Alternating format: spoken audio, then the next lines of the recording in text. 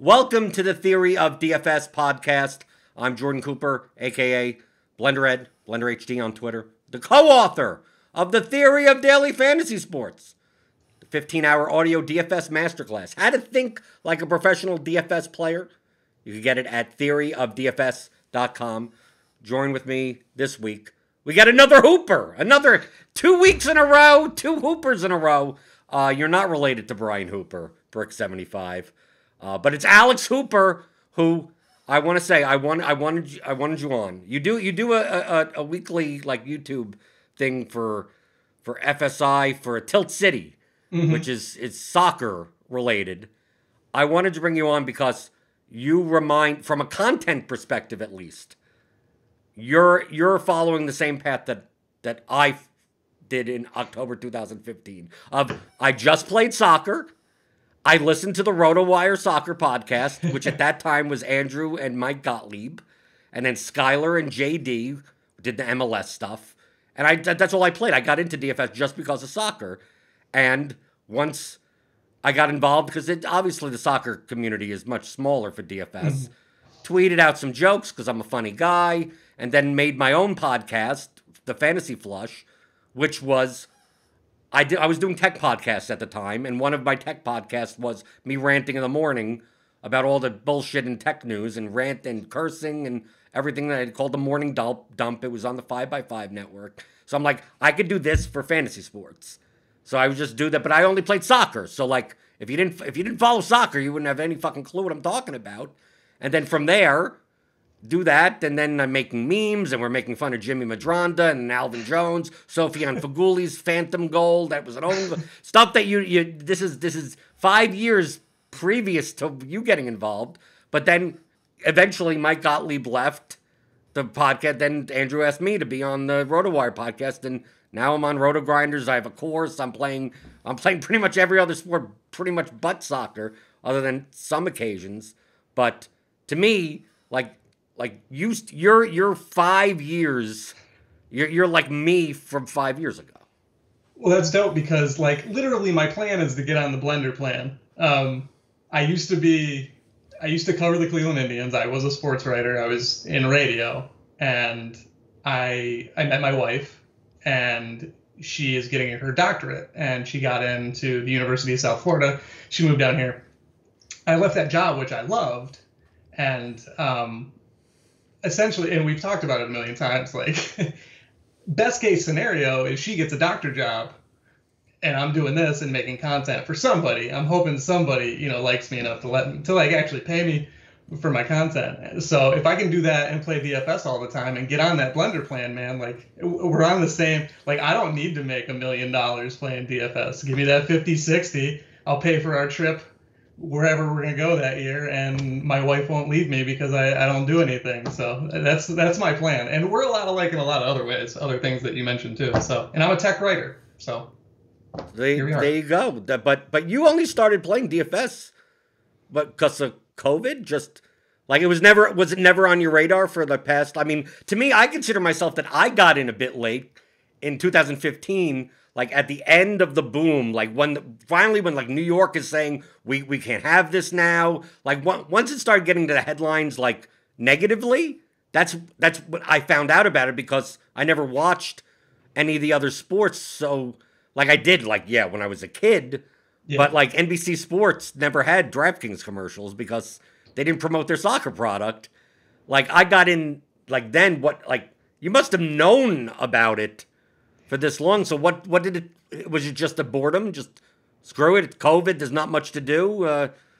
That's it? So because I worked in radio, like during that boom, I mean, we were running... you should have known about it. You would have known everything. Yeah, we were running like 1 or 2 commercials a break about it. And I was like, I am so tired of hearing about this. Just like I'm tired of hearing about the new blue pill or whatever, sports radio advertising stuff. And yeah, I knew about it. I'm just, I've never had disposable income because I worked in radio, and, when I met my wife, I was making $25,000 a year, and it's like, I can afford my apartment, and that's it. And So I never really had the opportunity. I never considered it a path to like actually make money. My idea of like gambling was like, yeah, I'm gonna bet on the Bears to cover, and I'm gonna lose it because I don't know what the hell I'm doing. So I started playing. The first time I played DFS was the World Cup. Yeah, the last World Cup. You have to show up to the park 4 hours early when you're covering a game, because that's like when clubhouse is and everything. So I had a lot of time to kill between, the time that we're in the clubhouse and the time the actual game started. So I had some time to kill, and I threw like $50 in and played a lot of World Cup. Made a decent amount, not having any idea what I was doing. Right, because you were probably, that was the World Cup that we're all the regulars are tilting because all these set piece goals with center back scoring, they're raising their prices. You had the Swedish center back that takes penalty kicks, and he's 4,700, and he's 37% owned for no reason, and then they still get a goddamn penalty kick.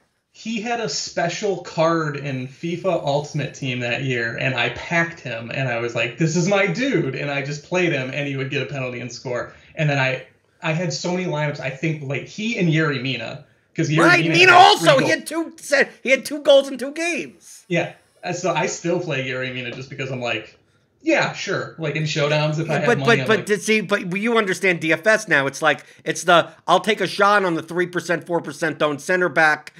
You pair him with the set piece taker. You hope you get that goal assist combo. You win a large field GPP. But on a 3-game World Cup slate, there's no reason why Yerry Mina should be 42% owned, because he just happened, because the game log only shows 1 game in the past and he scored a goal, and we have all these casuals playing. So you look at Pew, you look at me, you look at Saramek. Like we're not playing Yerry Mina at 40% ownership at 4,500 for a center back when he should be 3,000.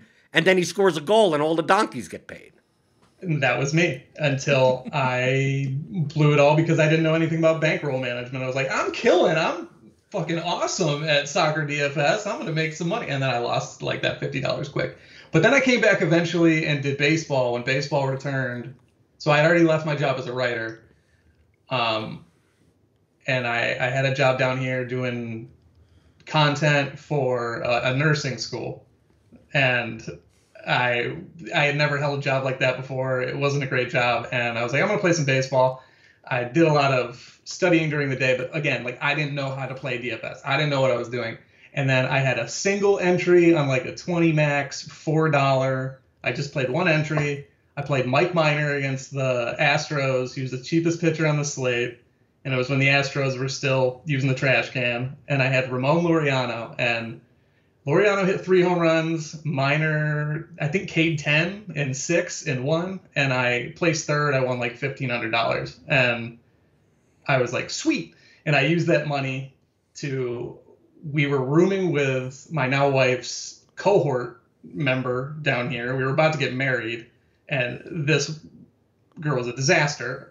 And I used that money to get out of our lease early before we got married and get our own place. And then I kept $100, and I blew right through it because I sucked. I had no idea what I was doing.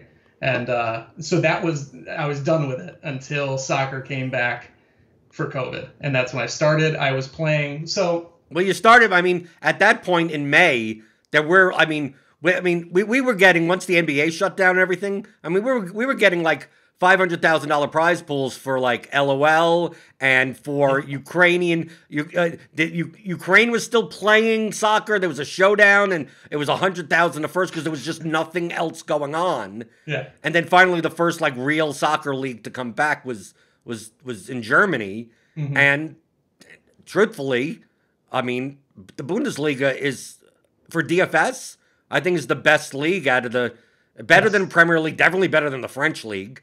No, La Liga is right. MLS sucks. Bundesliga, like the teams play attacking football, and there's enough scoring, even peripherally, that you feel like stuff's going on. 5 games at the same time at 9:30. I miss that. Right, we don't get that anymore because of COVID. Who knows? They may not even go back to that at this point. Yeah, I hope not. I'm tired of spending I think my wife's tired of me spending my entire Saturday. So like, we can't do anything for more than 2 hours where I'm like, hold up. and I'm like, I got to rifle. Right. Well, That's the main reason. Again. Like MLS never became big because like that was the first league I stopped playing. Like as obviously, the soccer lobby is much smaller than the major sports. So once you start getting good at DFS, once I started getting good and expanding to baseball, to football, to basketball eventually in 2018, like, what do you prioritize? I used to grind every MLS slate, every interleague, before they had interleague. Like, then they added that, then Europa, and it's just like, as long as there's soccer, I got something to play every day. And then, you know, then they introduced Liga MX, and that barely had any of a prize pool. So I'm like, you couldn't even find the starting lineups on Twitter. And then it's all, and then you don't know what the formation is because the Mexican teams play in these absurd, you know, the wingers tuck in, the center backs come up. You have, you know, guys who knows. Center backs score so many goals. There's 2 reds every match. We call it Liga Loco. But MLS was always a problem because, you know, they would have the slate. They would have the slate start at 6:30. But it would be like there's a 6:30 game, and then there's a 7 o'clock game, then there's 2 8 o'clock games, then there's an 8:30 game, and then there's a 9:30 game, then there's a 10:30. And because in soccer, you only get the starting lineup an hour before kickoff. Like not in MLS is not like sometimes you get it at 30 minutes. Like Premier League is always on the dot. Like Champions League, that type of stuff. MLS, little, you know, who knows? But the whole point is that this late locks, the contests lock at 6:30, 7 o'clock.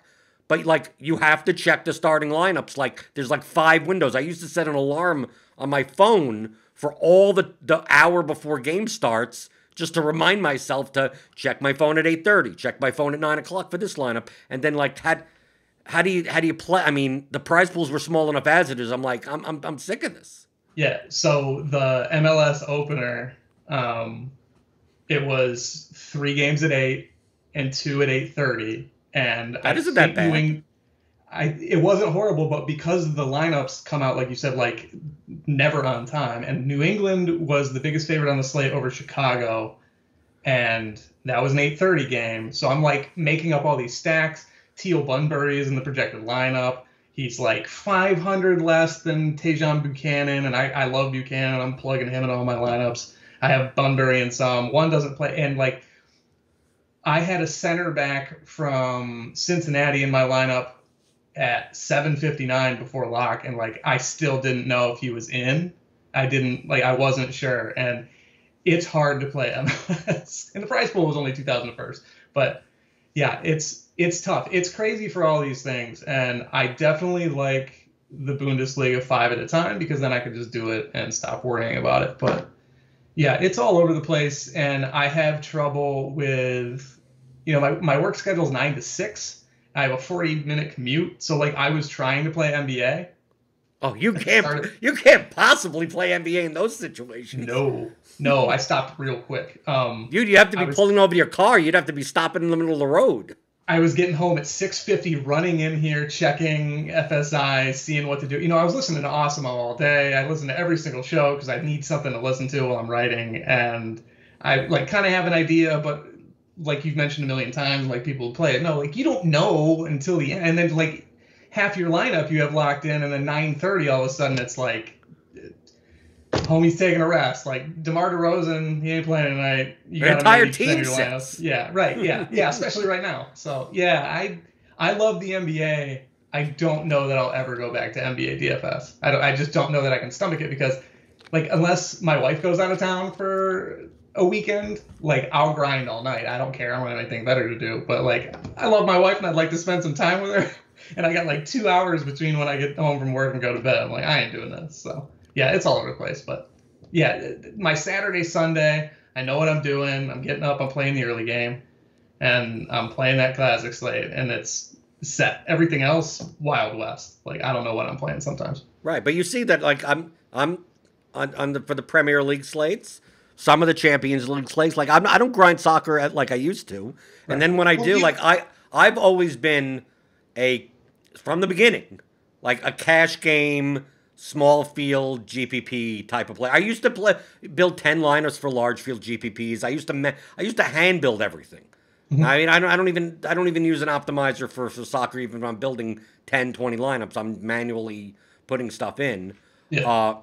But I mean, you notice I've always said that the cash lobby for soccer is the hardest, is the sharpest on all of DraftKings, and you were playing cash games. I think you still do, because I know because we've played against each other. We've had head to heads. Yes.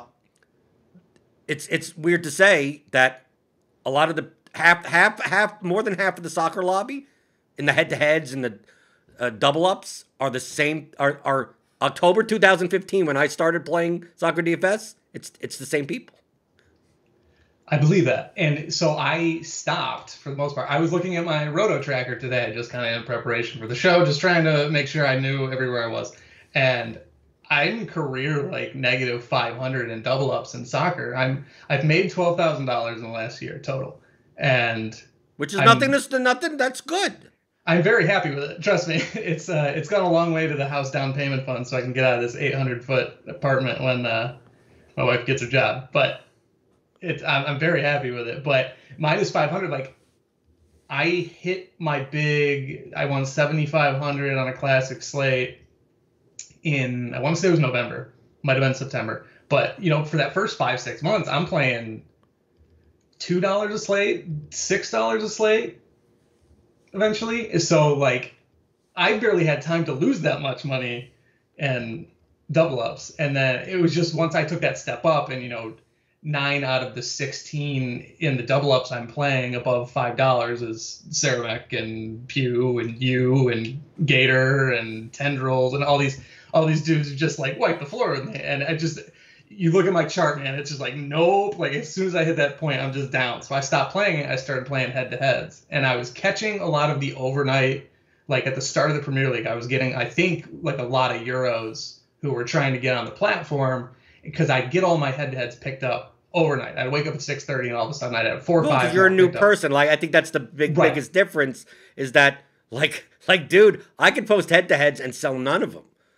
Either it's either the fact that I use all my 10 blocks on soccer because I don't want to auto match against Saramac or Red. I don't need that. PSU I already Sean I'm not going to trading rake. Fear my turtle. Right. We're all trading rake with each other.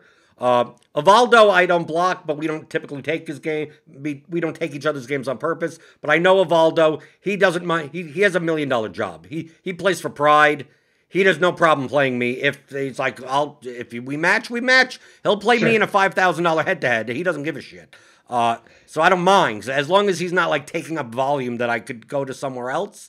But then you also have people that block me. So, like, I would look and I'd see, like, the $5 double-ups because I can't even play the $3 and the $1 ones and the head-to-heads. And I'd see, like, 117 $5 head-to-heads posted. And then it gives me the error of, like, there's no games. Yeah. There's no, or it'd be like you. Right? Like, it'd be like, Lex Super. Okay. Well, I guess we're auto-matching because I need another, because I can't get dude, it's hard to get more than $1,000 of good action in the soccer cash lobby that it's like, I don't consider you to be a bad cash player in soccer, but you're not as good as some of the top ones. My roto tracker says that clearly. Right. I wasn't able, so I had you blocked for a while. I think because I started playing MLS, and we had spoken, and I was like, if we play, like that's cool, and I enjoy it. And I knew who you were. I listened to the show, and I was like, yeah, it's like it's cool. It's a good way to get my name out there. Maybe he knows who I am, and here we are. But I needed to block Money Machine. Skylar? You need to block Skylar and MLS. I don't mind not blocking. That's why. That's why I took you off, is because I was blocking Skylar. And but other than that, I was getting you. I was getting Emu up. I was getting he posts. I take his games. Yeah, last name with 2 E's. I don't. Oh, your name E. Your name, yeah. Right. Okay, I know him. Yeah. I had him blocked for a while, but like. Emu was beating me. I would come on Tilt City and let's just make it clear. No one that regularly posts in the soccer head-to-head lobby is a bad player. Right. That's the thing. It's the difference. It's a very marginal difference. Yeah, I stopped. I stopped playing head-to-heads. I was like, I'm losing money. It's been, I think it was like a month run, and I was like kind of even. And I was like, I'm going to do GPPs. I think I'm better at scripting. Let's see where it goes. And I was up, up, up, and then down, down. Exactly like you've always explained, exactly like anyone who's ever explained the ups and downs of DFS. It went exactly like that.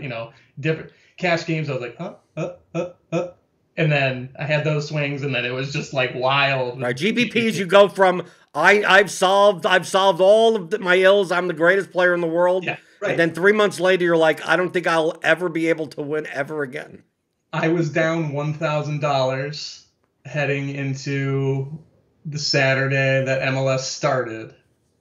I won a showdown GPP, like a $1 showdown GPP, and made 180. And then I placed third in the MLS, whatever, won 500, and then Sunday won another $1 GPP. So like all of a sudden I'm back. I'm like I'm right. Down. All it takes is one slate. You're done. You're good. You're back.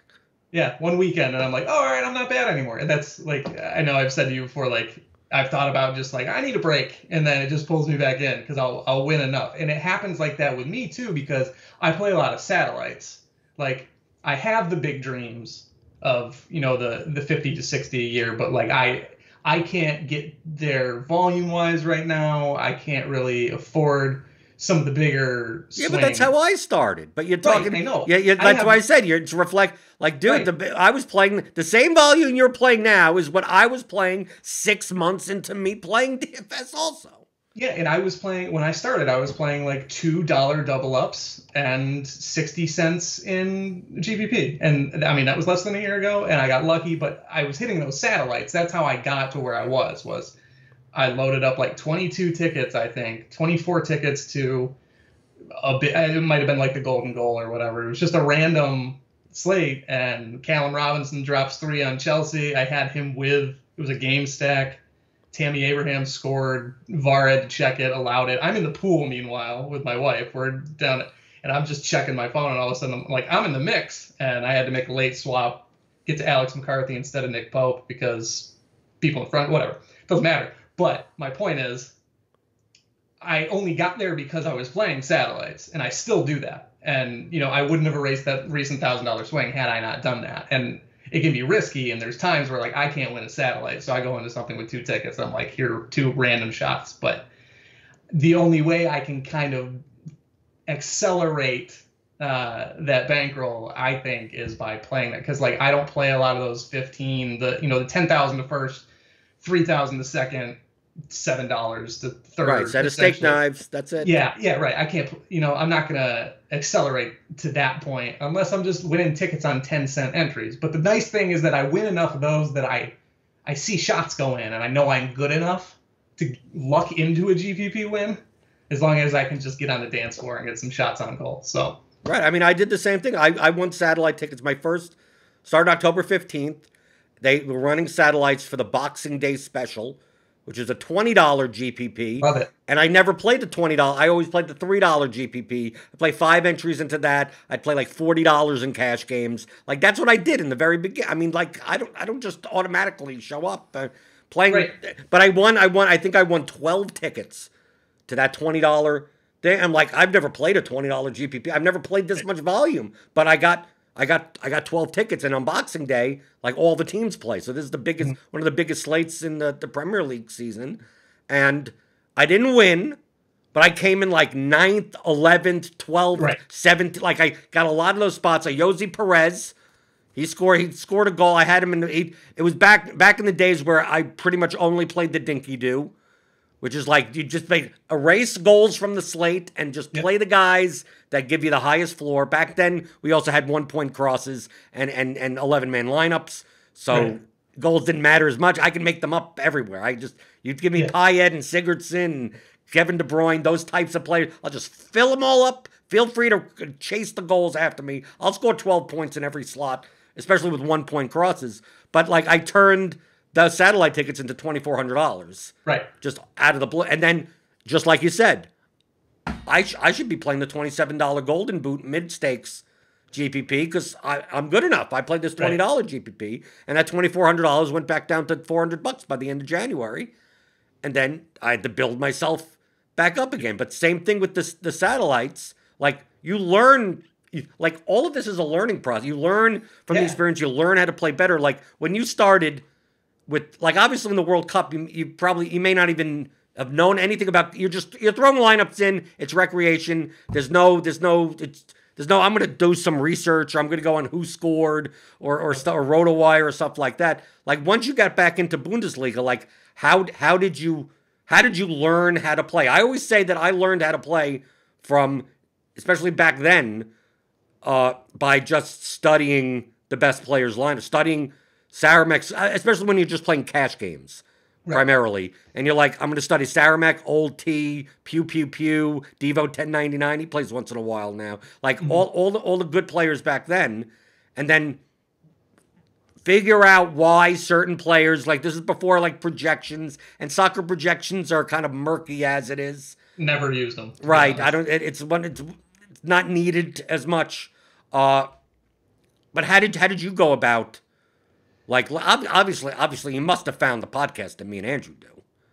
Yeah. I started with FSI.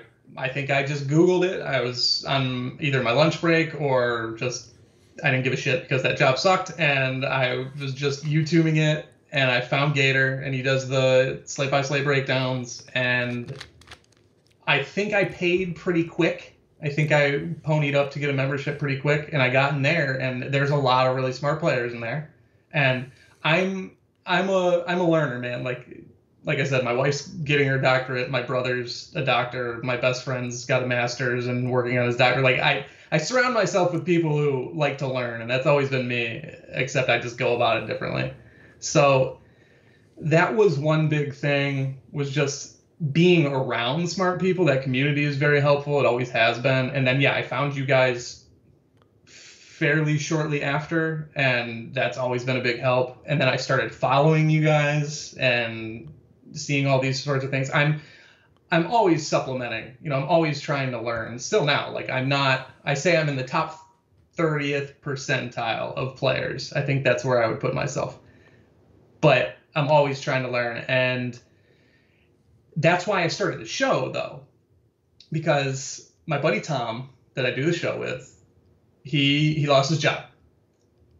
I was also unemployed at that point. I got laid off from that job that I hated. Thank God. It was one of the best things that's ever happened to me. And I was grinding every slate. I was playing every slate. So that repetition was huge. But I wasn't taking the time, after hearing you talk about it a million times, like to go check these people's lineups. I noticed that I wasn't really doing it except when I was on my phone, and I was like, I should scroll up and see what won. And I was like, I'm just going to do a show. It's going to force me to do it. I like doing content. This is what I like to do, is have these conversations. So I was like, why not have it? Tom played Fantasy Premier League. He's not a huge sports guy, but he loved soccer. So I was like, let's just do this. We'll talk. We'll kind of recap the Premier League. And I'll just teach you what I know, which is basically parroting what you say here, what you and Andrew say, what Gator and Tendrils and all those guys in FSI say. Like, I'm just learning to regurgitate it. And somehow in all of this, I didn't mention, I asked for Theory of DFS for my 30th birthday, and I got it. And that was your birthday present? What a shitty birthday present. Nah, man. I won $7,500 within a month of finishing. Okay. Was it because of that? Who knows? It was all of it. It's all the game theory. I mean, but in soccer especially, like, as far as, like, there's a page on RotoWire. Me and Andrew did a whole bunch of strategy podcasts over the course of a 2-year period that you could go and listen to 20 hours worth of soccer content. Of course, we're mentioning players that may not even be in the Premier League anymore. But just like the whole attitude of like on DraftKings scoring, because a lot of people, they play FanDuel and DraftKings. It's like two different scoring systems, two different ways of playing.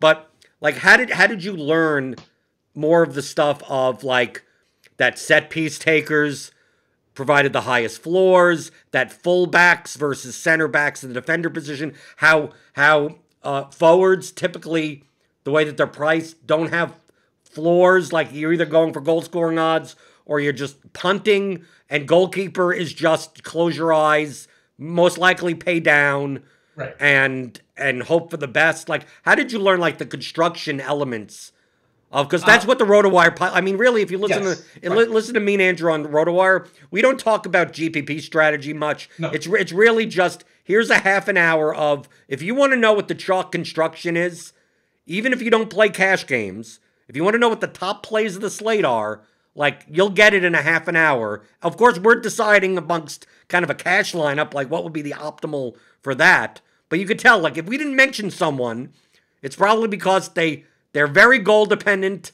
Right. Their goal scoring odds are not high. They could score. Go ahead, take a shot if you want. Sure. But you could say that about like fucking half the players on the slate. So what we're not breaking down the tactics of the teams or anything. No. We're just like, well, if this guy ends up going out wide, if this guy happens to be in, who's going to take set pieces in this scenario? Do you pay up at forward? Do you pay down at defense? Like to me, the construction elements are the more helpful things. And here are the players that, based on the news that we have now, because obviously the starting 11 could be a little bit different, like this, expect to see these types of lineups. And if you're playing large field GPPs and you want to get different, but if you don't know what the best plays are, like here's a show that we're essentially giving you the best plays without saying that they're plays, but we're putting it in the span of like a cash construction. Right. And you guys were huge for me for that, and I'm not here just to do a plug, but like at FSI, like I've been a part of just about every big tout in DFS for some period of time. And I've never been in a place that like everyone will actively like help you along. And like, I mean, 6-7 guys just be like, well, this is what you want to do. And the foundational information was very helpful there. Like I didn't have to struggle to learn that stuff. And, you know, he's got like every slate, we got a color coded positional outline with circles on the guys who are cash friendly, underlines, and blue circles on the guys who take sets. Like it was ingrained in me pretty quickly. So when I eventually did find you guys not too long after I was playing, and, you know, once the Premier League came back was, you know, when that was, it was already kind of wired in my head. Right. So, it's wired to, like, you see the starting 11s, you're like, oh, there's this $2,700 guy that's playing fullback. Right. Most likely I'm playing him in my cash lineup. Right? Lock him in. Right. Yeah. It was easy. And I think my development over time, because I was really only playing cash to start. I am very risk averse. I'm very, very risk averse. I've never been on a roller coaster. I hate roller coasters. I don't care to fly. I'm getting better at that, but you know, I'm very risk averse in every part of my life, and so I'm like, I'm gonna play these cash games. I'm gonna just slowly creep. So I learned that, and I know you've said this a million times. Is like, if you don't know what the cash lineup, the chalk cash lineup is going to look like, then it's like you shouldn't really even be playing a GPP. I don't know if you've said that exactly. Right. Well, I mean, in order to get GPPs are about leverage. So if you're not going to know what your opponents are playing, more likely, then how the hell are you going to gauge what a good GPP lineup is? Right. So that's what I was doing initially, and I didn't really make a foray into GPPs until I was winning those tickets. You know, I would be like, it's 10 cents and I can get 7 lineups and just like, maybe I win one. And once I started winning those, I was like, oh, so this is how I get it. I think one of the main ways I was getting tickets early on was the MLS's back tournament. I played double keepers a lot in showdowns. And no one does that. Yeah, right. And there were a lot of 0-0 games, or, you know, the losing keeper would get peppered, and I would fit in all 4, you know, with MLS, it's kind of top heavy where like the guys who are good are way better. So I could fit all 4 of them in because I'm playing a $3,700 keeper and captain. He would give up 1 goal but make 12 saves, and I'd get a clean sheet up from the other goalie as well. Like, so I've learned mostly the lineup constructions that can win things. And I think that's been a big benefit to me along the ways. I don't chase players. I chase like kinds of lineups. Well, that's the right way to think. Like a lot of people in Soccer Showdown, for instance, the most popular lineup is going to be that the Monopoly set piece taker of the favored team is going to be the most popular captain, or the highest goal scoring odds player is going to be the popular captain. And then you're going to probably play if it's a heavy Like if it's Man City versus who knows what, it's going to be a 5-1 lineup. Yeah. Like that's going to be the chalky lineup, but that doesn't mean that's the lineup that's most likely to win you first. The lineup that's more likely to win you first may end up being the cheap goal scorer of the other team in your captain, and then you have like the 4 Man City players that get all the points, and then some cheap guy that gives you 3, but then the only way to build that lineup is that lineup. And the thing is, the captain's only 2% owned, and you can't make that construction without doing it that way. Like, but this is you've heard me say a million times, like lineups, not players. Yeah. Like this is you're going with that double goalkeeper lineup, and to a normal person be like, what are you, stupid? Right. Like this is a lineup that is a much lower ceiling because you have players that are negatively correlated to one another. Yeah. But your win condition for those lineups are the 0-0, 1-0 games that many people don't like building. No, people don't like building, especially like an NFL showdown. Like my favorite are when the total is like 54 or something. Or even if the total's 42, like sometimes we have these low total games and people are still building like quarterback, 3 wide receiver stacks as if like the game's going to shoot out, because that's what people want. Yes. That's more exciting. And I'm building these lineups that are semi-uncorrelated, and I'm like, if this game turns out to be 10-7, like the lineups that could win are going to be these messy lineups, and I'm like, I'm going to build 100 of them, knowing that if it's a high-scoring game, I could just like take my money and flush it down the toilet. But if it's not, I have shots at 500,000 to first place by myself. And I love doing that, and I actually never really thought of it that way in football because I generally only play soccer. And I think if I had to expand to another sport, it would be football. One, because it's more event-based and like soccer, and I feel like I could build to that a little more. I think it's not a lot of people have said that hockey and soccer go together. That makes more sense. And you're trying, and hockey, you're stacking lines. Right. So there's in soccer, you don't. I mean, you have to admit, in soccer, stacking is not really a thing.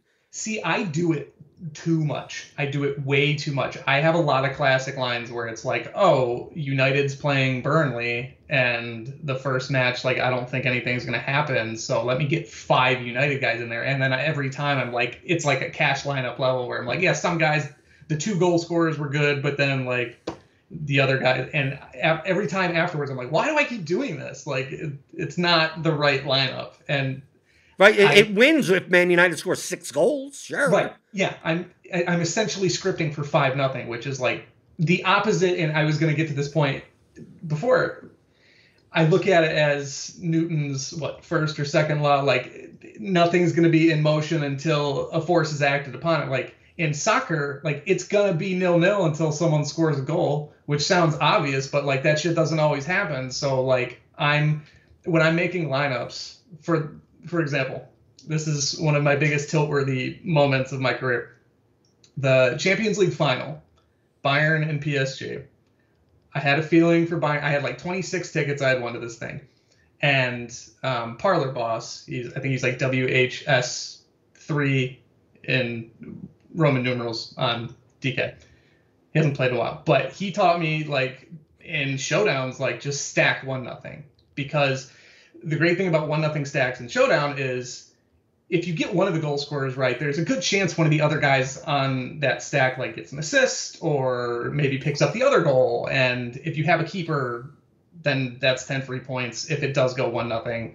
Those lineups are a little sunk if that doesn't happen, obviously. But so essentially with soccer, like, just give me the goal scorer and I'll pack as many floor guys who might get assists, keeper, and then whatever works on the other side. Just pack it with floor guys. So in the Champions League final, I pre-built. I was unemployed. We drove back to Ohio. I was at my parents' place. My grandparents were coming over. We were going to social distance. It was the first time I was going to see them in a while. And I was like, I want to get these lineups taken care of, so I'm not building when my grandparents are here. I just scripted 1-0 26 times. I had one stack with Perisic captained to account for if he scored in a 1-0 game. And then Kimmich, Neuer, Neymar, and I think I don't know that it matters to the rest of your audience. Paredes, whatever. another decent floor guy to fill in my lineup. And the only switch that Hansi Flick made that day was he played Coman over Perisic. And instead of switching that line from Perisic to just a Coman 1-0, I switched it to another Neymar line. I was like, I don't have enough Neymar lines. I'm going to go for that. It ends 1-0. Coman scores the goal, clean sheet. The winning lineup is Parlor Boss with the build that I had with Coman and captain instead of Perisic.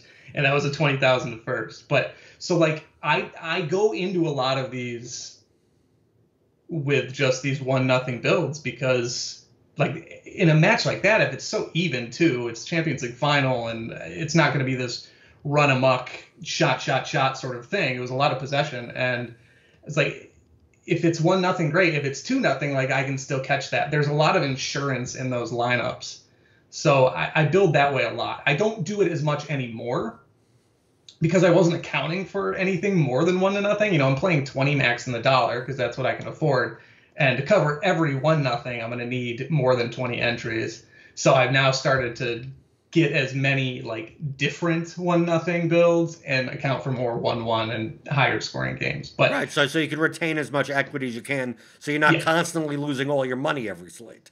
Right, and I was because when the game's 3-2, your lineups are dead, done, toast. Yeah, and I was playing way too much keeper. You know, once I saw the shots go in a little bit on those 1-0 scripts, you know, like let's run these keepers, baby. Let's just keep. And if it's 1-0, I'm living. And sometimes even with the clean sheet, like at the price, the keeper doesn't even make sense, even in a 1-0 game, in the optimal lineup. So I've had to learn that the hard way. But repetition, to answer the question from a while ago, like repetition, man, like I wouldn't have learned any of these things had I not been grinding every single slate all those years. And I lose a little steam sometimes now because I can't play, you know, like I can't sit down and really go after a 3:00 Champions League slate with all my time, especially because I have a departmental meeting scheduled for 2:00 on Tuesdays. So that Tuesday Champions League is out the window for me because I'm in a meeting as soon as lineups come out. But they've even taken away that from us. It used to be the best sweat in all of DFS. The best sweat in all of DFS is Tuesday and Wednesday Champions League group stage when they had all 8 games at the same time. Now they have 2 early and 6 late, and 6 is still fine. But still, when they had 8 at one time and 2 hours and you're done, and all the half times are pretty much aligned, so you could kind of take your 15-minute break and then go back and then end up with the fucking Lukaku goal 4 minutes into stoppage time. You're in first place and now you're in 44th place on one shot of the like that type of shit. Like to me, like if you haven't played soccer DFS, since it's so event driven, it's like a football slate, but you instead of NFL football being this long picture, just jam all the touchdowns into like 2 minutes, into a 2 hour period, and then you just like because on an 8 game slate there could be 38 goals scored. Yeah, those were the slate. Those are me and Andrew on the podcast would always be. We go from the Premier League and go like, okay, we have a 5 game slate. I'm building my lineup as if goals don't count, right? Because I'm just jamming in set piece takers or whatever, run me down. And then there's Champions League where we have some of these matchups where it's Real Madrid versus FC Midtjylland or something like that. That the average total is 3.25, and I'm going, you know what I'm going to end up doing? I'm going to jam in all the set piece takers and lose by 60 points. Because there's going to be too many good. Ronaldo is 11-7, yet you still have to play him because he actually has a 50% chance of 2 goals in this game. And it's just like, okay, and then, or Messi, things like you just like, I can't, you got to play for like, you need to score 120 points. But it made it so much like the sweat is more exciting. A lot of people think of soccer as, low scoring. Right. They play a Premier League slate. With like, and the slate is like, it's West Brom versus Fulham, and it's Crystal Palace versus Villa or something, and it's like out of 4 games, there's like a total of 3 goals, and you're like, wow, this is boring as hell, and it's like, well, it's not that boring. I'm still like, oh, are they going to count that as a cross? that kind of went into the box. So you're sweating Opta stats now. Opta, right. Right. Is that a tackle one? I don't know. Look like a tackle one. Are they going to credit that? And then some games that 18 people get tackle ones, and the other games you like nothing. It's like it seemed like I was watching the same games. Apparently the stats people don't agree with me. Right. But I mean, but that's for a soccer perspective. But at least like the Champions League stuff, when the games are all at once, like even Europa League. The problem with Europa League is that obviously now these teams are even less popular compared to like you would hear more normal people, Bayern, PSG, Man City, Liverpool, you know, they heard of these teams. But dude, I was playing Europa League back in the day, and we'd come out with the group stage and I'd be like, I don't even know where this team is located. I've literally never heard of this team before. And I have to go on who scored, and there wouldn't even be, there'd only be goal and assist stats. Yeah. Like, because the league, the Turkmenish league just didn't keep, like, Opta didn't use the, like, so it's like, everyone's 4,200, and I don't know who takes set pieces. Like, I have no idea. And of course, they're like a big underdog anyway, so you're probably not playing them. But the best games in those slates were when the two crap teams played each other. The team from Poland, and because the Polish league isn't good, and the Belgian, like Ghent is in, like, and it's like two teams, and DK would never price them up enough, so it's like the highest price guy is 6,000, but like, and then everyone would jam pack in, like it would be like Liverpool Barcelona, and it's like everyone's priced efficiently, like everyone's priced like they would normally be priced, and you're like I don't want to play anyone in this game. Like, it has the highest total, yet anyone could score and everyone's 10,000. And it's like, no, I want to play all these $3,800 guys from the two teams that are fighting to not come in fourth place. Where it matters. Yeah. Right. You want to see some of that fun is play an NWSL slate for a second, try and log on to the World Wide Web and figure out who's taking corners there. You played the showdown slate, right, with the first game of the team that I've season tickets for here in Louisville. Really? Well, racing. Like you said, like you rostered Ashley Harris for the first time. I'm like, oh, you're actually. I'm watching that game. I didn't play the showdown slate, but it's like I'm actually watching that game. I'm watching Racing Louisville play. Nice. Yeah. No, it's funny because a lot of people are all on the same people, and then it's again like it's top loaded, and those contests did not fill. So you want to talk about chasing overlay? Like, I was like, yeah, I'll just enter into every single one of these slates, and I have as good information as anyone else. But yeah, that's dope. I'm trying to get to a Pride match at some point, go see Ashton play, but I dig it. Yeah, but the problem, but the thing is with those slates, and the main reason why you don't see me in them is that, like you mentioned, it's the same it's the same people. It's like also the prize pool. Right. Well, yeah, the prize pool. You're going to be doing the same amount of mental energy, no matter what the prize pool, no matter what it is, whether it be MLB, NFL, whatever it is. Like, you're still going to play. You're not going to, the prize pool sucks, I'm just going to just blindly pick someone. No, you're going to do exactly what you do. So you have to, like, what is it worth? And is it worth me figuring out how the Orlando Pride play in an exhibition game?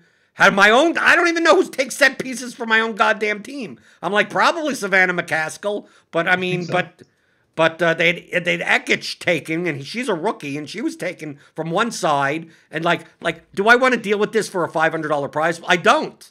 No. I don't want to. The only reason I even knew is because I'm watching the game, because it's a team that I have season tickets for, because I'm going to the games here.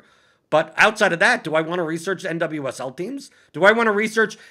During COVID, towards the end of COVID, they were Danish.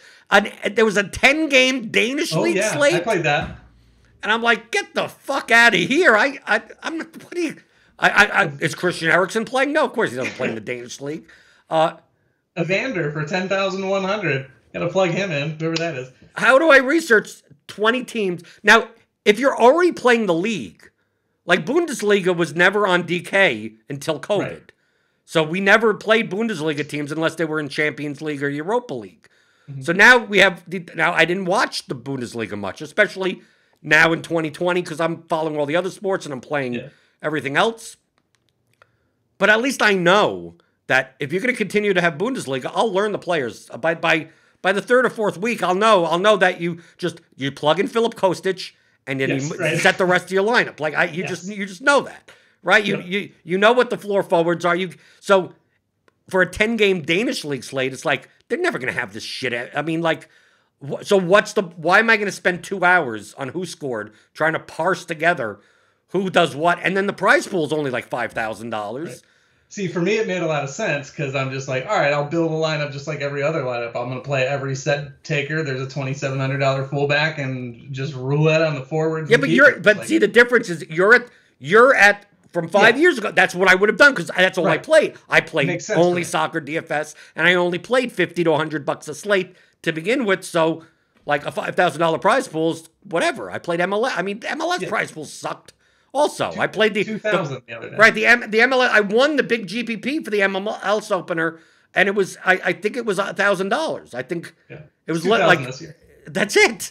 That was the big GPP. This is back in like 2016. Yeah. It hasn't changed. It's not like no. It's the prices haven't gotten bigger. On satellites for that, and when I saw it come across the way, I was like 2001st. Like the equity on the tickets that I won probably costs in total, I don't know, $4 a ticket. But when you consider all the ones that I lost, I'm paying $6-7 an entry for an 11 per entry to get 2,000 first. It's like, oh man, like it's not even worth it. But it was in the end because I erased my $1,000 losing streak and got back on track. But yeah, it's that different level, and anything was a good prize pool to me before, and now I'm starting to get to the point where I'm like, am I really gonna take time out of my day to go do that? And I'm glad I did again with that one, but I'm getting to that point, and 10,000, 20,000, if it's a 5,000 to first or a 10,000 to first, I'll throw one, and I don't think this is a terribly disciplined way to do things, but I've also got eyes like this when it comes to big prize pools. I'll throw like one just wild, but legitimate and could have, like that double goalie thing. I think I did that with City and Chelsea in the FA Cup. I was like, I'm going to captain Kepa, and I'm going to rock like KDB, Cancelo.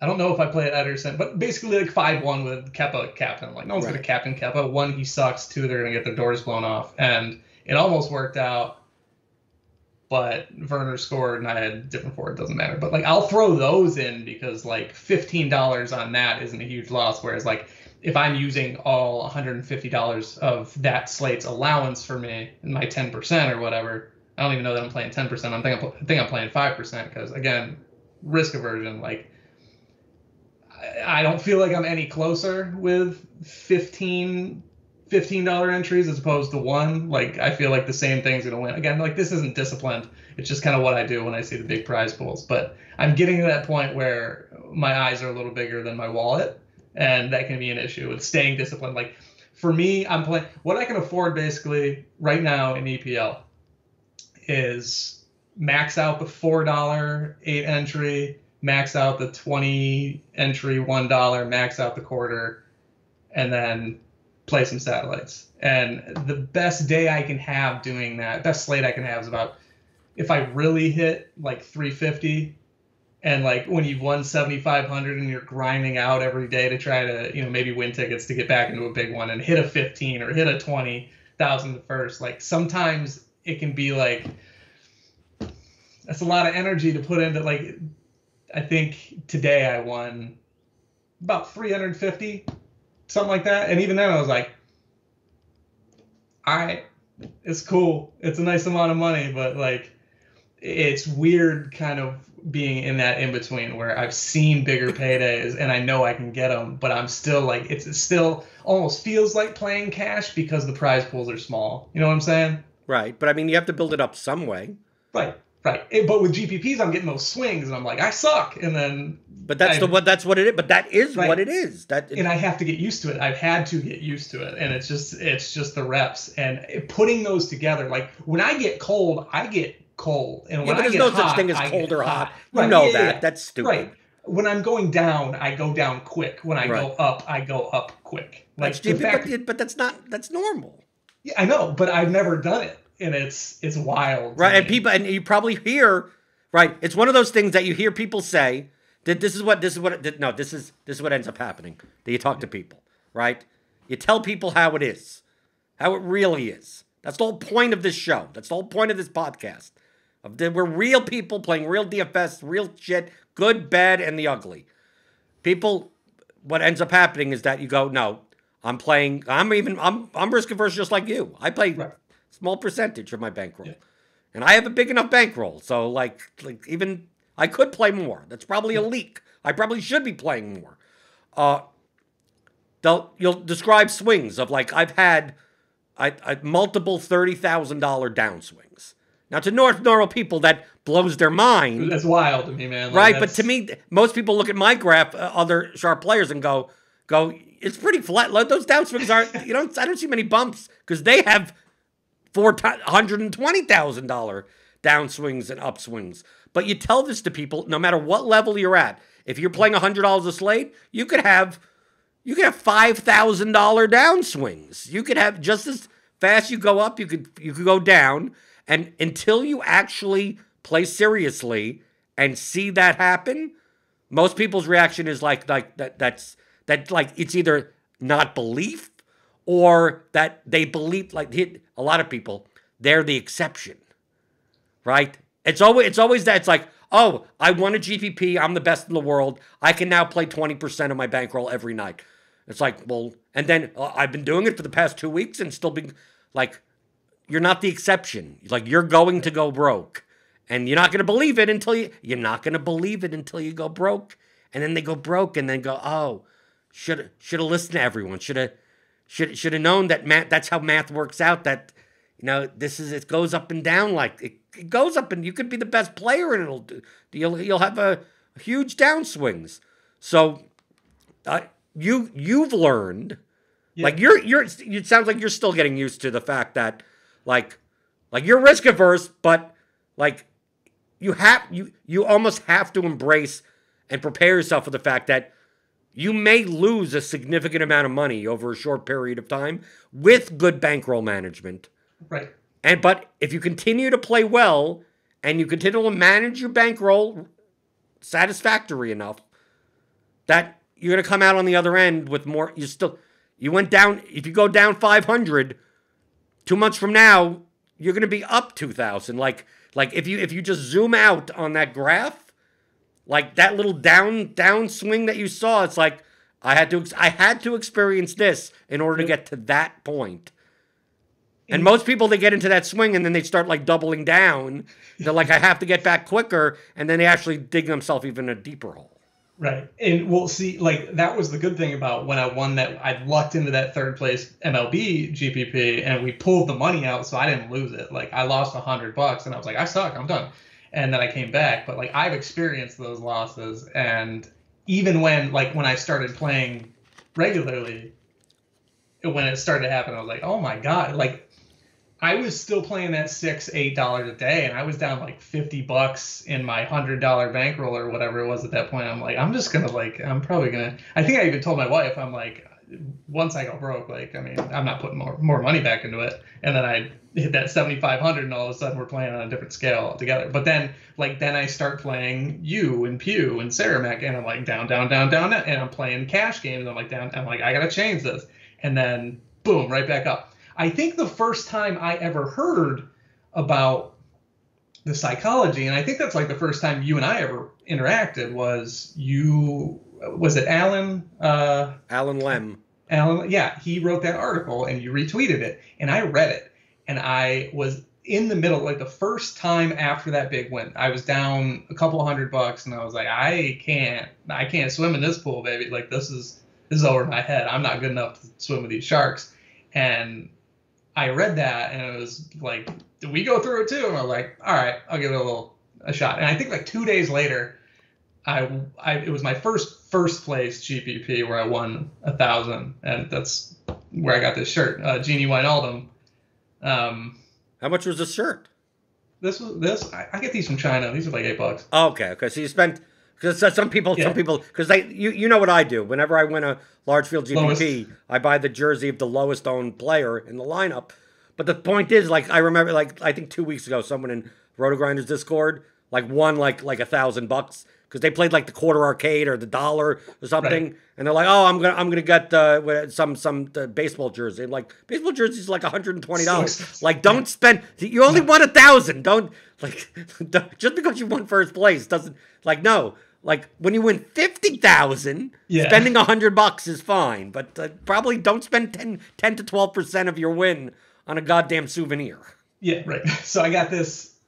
I did this because Parlor Boss told me sort of the same thing, and I learned yesterday that he got that from you in the first place. So that's actually how I got this Genie jersey. But my rule is 1,000 in first place. But yeah, I have a million of these. These are like but that's an $8 shot. I buy the authentic. Right. I have a $140 Aldrich Robinson Vikings jersey. I mean, come on. Like, am I ever? It still has the tags on. I'm not wearing these, right? Yeah. See, but when he scores 2 touchdowns and he wins me $50,000, I don't mind spending the $140. Right. And I think if I did it, and you might hate this, but I think if I did it currently, I would buy the dude's So Rare card. I think that would be a more equitable way to do it. So at least So Rare is better than Top Shot. At least it's better than that. So what I did was I put $249 in the Top Shot. Oh, so you're risk averse. Oh, well, wait a minute. You say you're risk averse, and it's like, oh, I'm going to go to the Top Shot marketplace. I can't play more than $6 in DFS stuff. People were printing money. I didn't buy shit. If you were pack flipping, I don't blame you. Okay. Yeah, I 10x that shit. I am out. I pulled it out. I put it in So Rare. It's way more fun. It's soccer. I love NBA. I think eventually they're going to add a So Rare like game with Top Shot, but like, yeah, man, like I have a bunch of $8 moments sitting in there that are like worthless to me. Like I already 10x. I pulled the 10x. And if I get anything from those, fine. If they zero out, fine. But I'm like, no, I'm getting out of that. At least like with Ethereum, again, I am risk averse, and I don't know if you're bearish on crypto, but I know you don't like to go into that you space. Should know that I am. Okay, I didn't know if you were bearish or you just wanted to stay out of the space. But yeah, I'm similar, but at least I know like I can put my money into that, and it's going to stay somewhat similar for a while, and I can kind of start to build up. Like, why don't you put your money into an index fund then?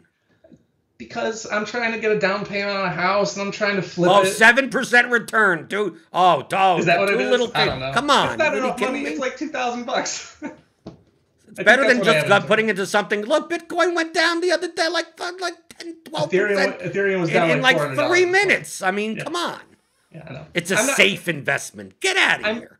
I don't know enough about markets, though. That's the thing. Is like, it's already house money, and literally it will hopefully be that someday.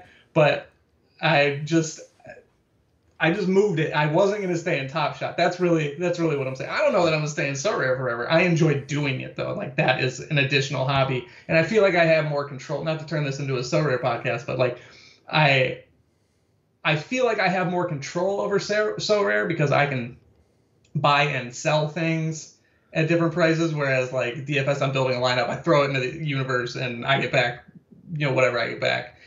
It's more of like an active hobby for me. So when I'm not building DFS lineups, I can do So Rare stuff if I have Ethereum in my hands. But that's just a quick little story about getting the hell out of Top Shot, because I never viewed it as a long-term thing. And again, like, I listen to a lot of this, pretty much everything that you do. So I obviously had heard that, and I was like, I see no utility for it. So like, why would I stay in this space? But that's not I'm not the consensus. I'm the contrarian.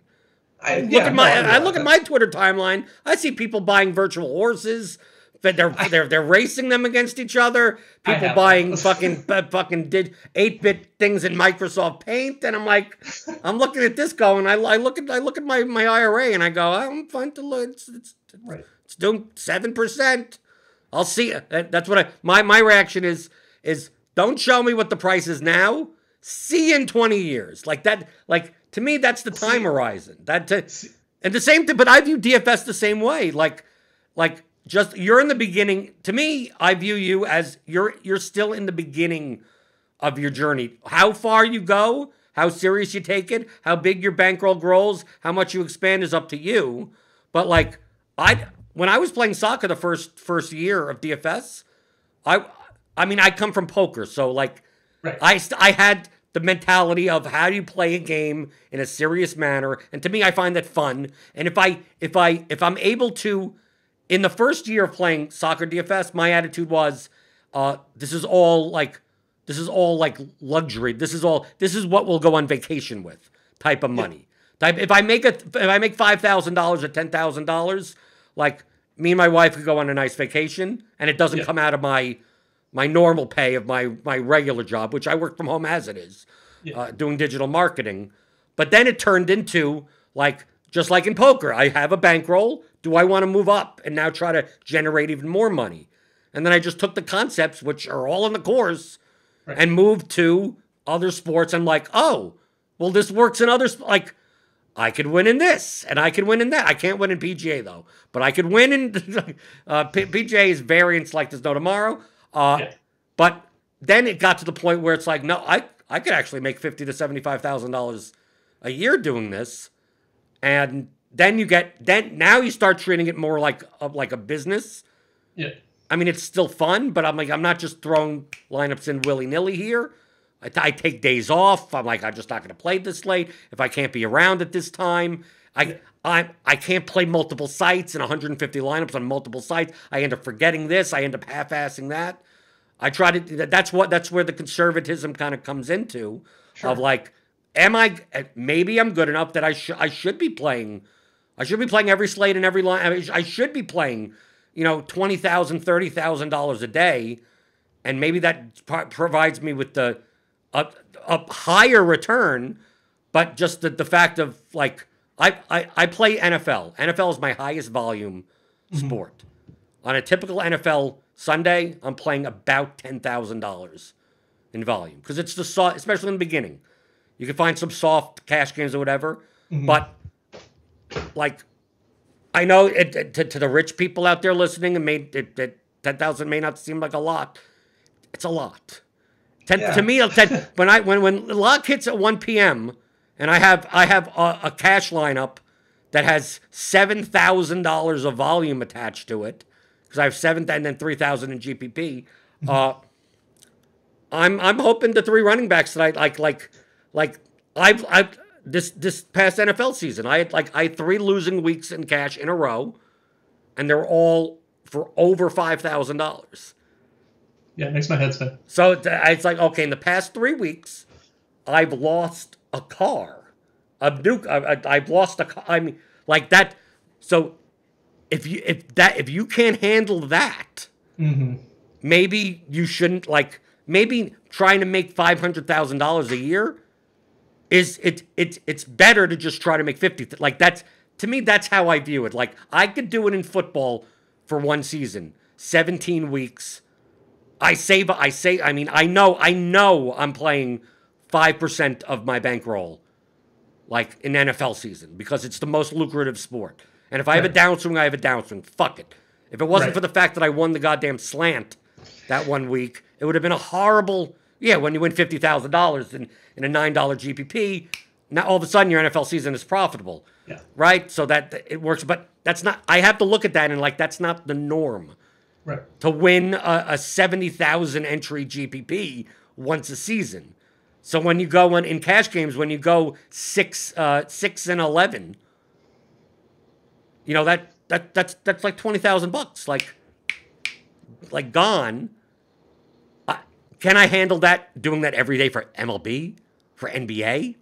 Can I, like, to me? I'd rather not risk it. I'd rather, like, I'll play my 1 to 2%, and if I could grind, right now I'm up like 25 to 28,000 for the year. It's April, the middle of April.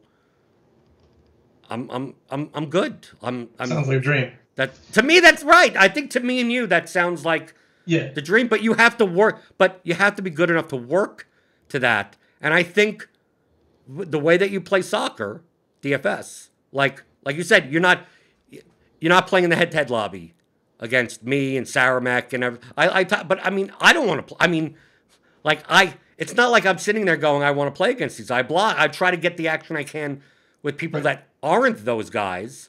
But then I take a look at your lineups, and you're down money in cash, And your lineups are fine. I look at your lineups and I go, okay, you did this construction, and then you're on Tilt City on YouTube, and you're showing my lineup, and then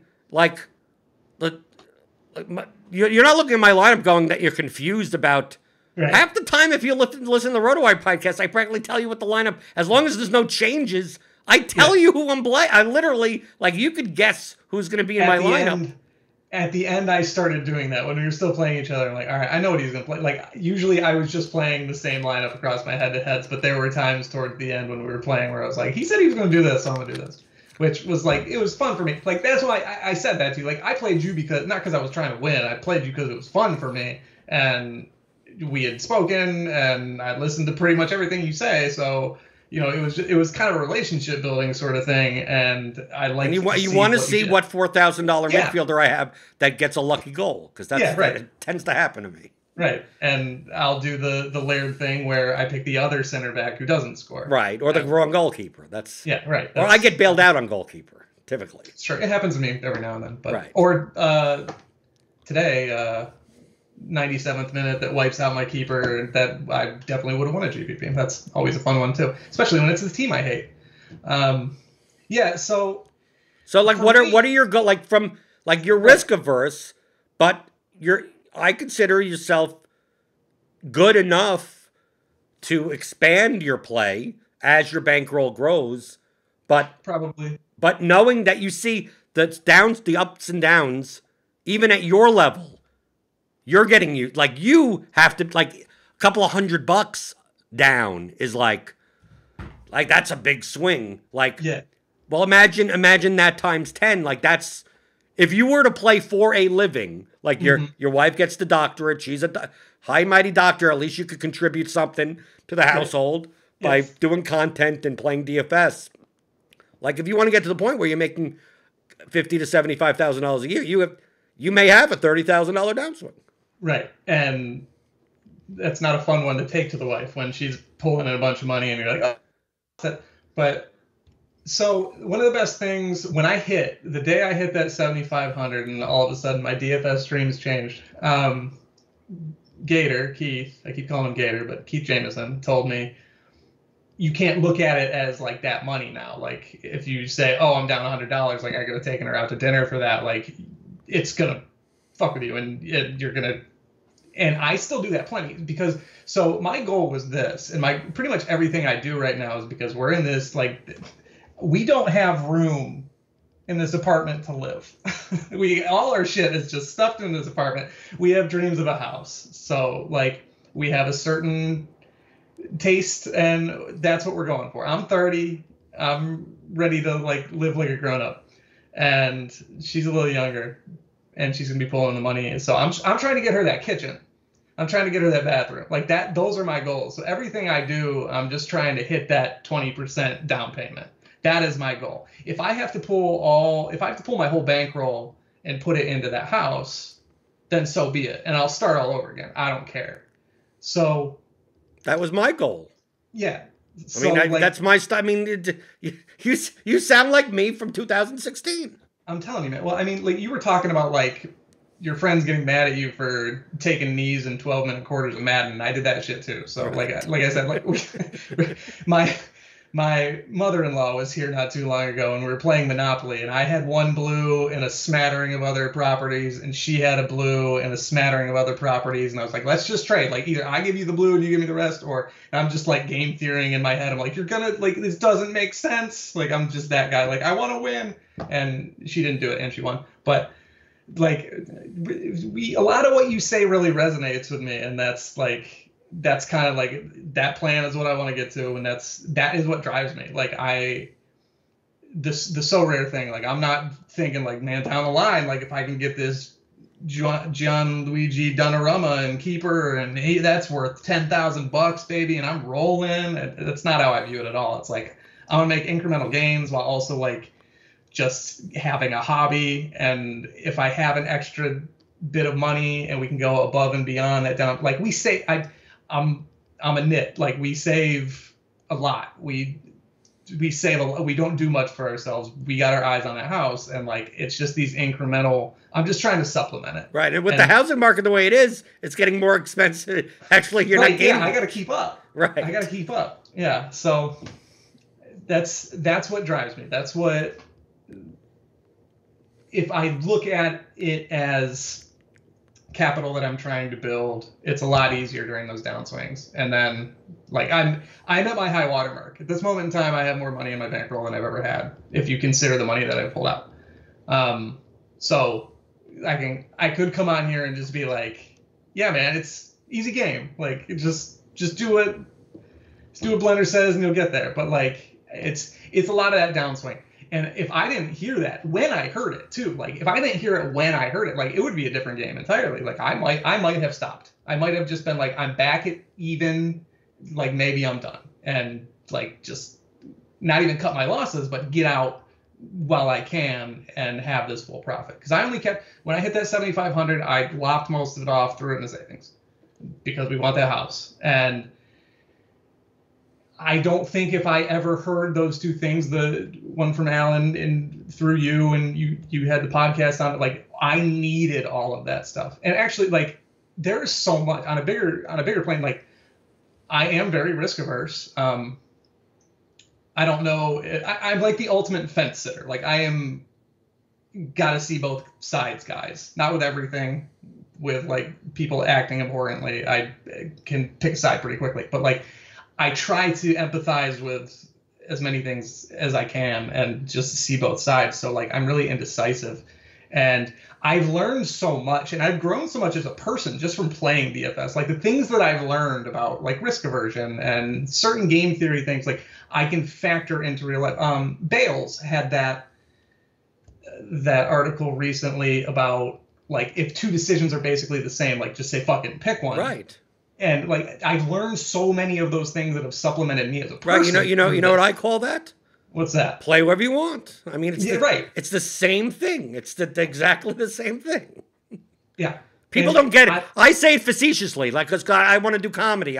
Hey, whatever, entertainment wise, but it's the same. It's the same concept of so many people are like, do I play this guy or this guy? And I'm like, from a projection standpoint, they're virtually the same. And flip a coin, and they're like, how are you playing DFS by flipping coins? Because the decision barely matters.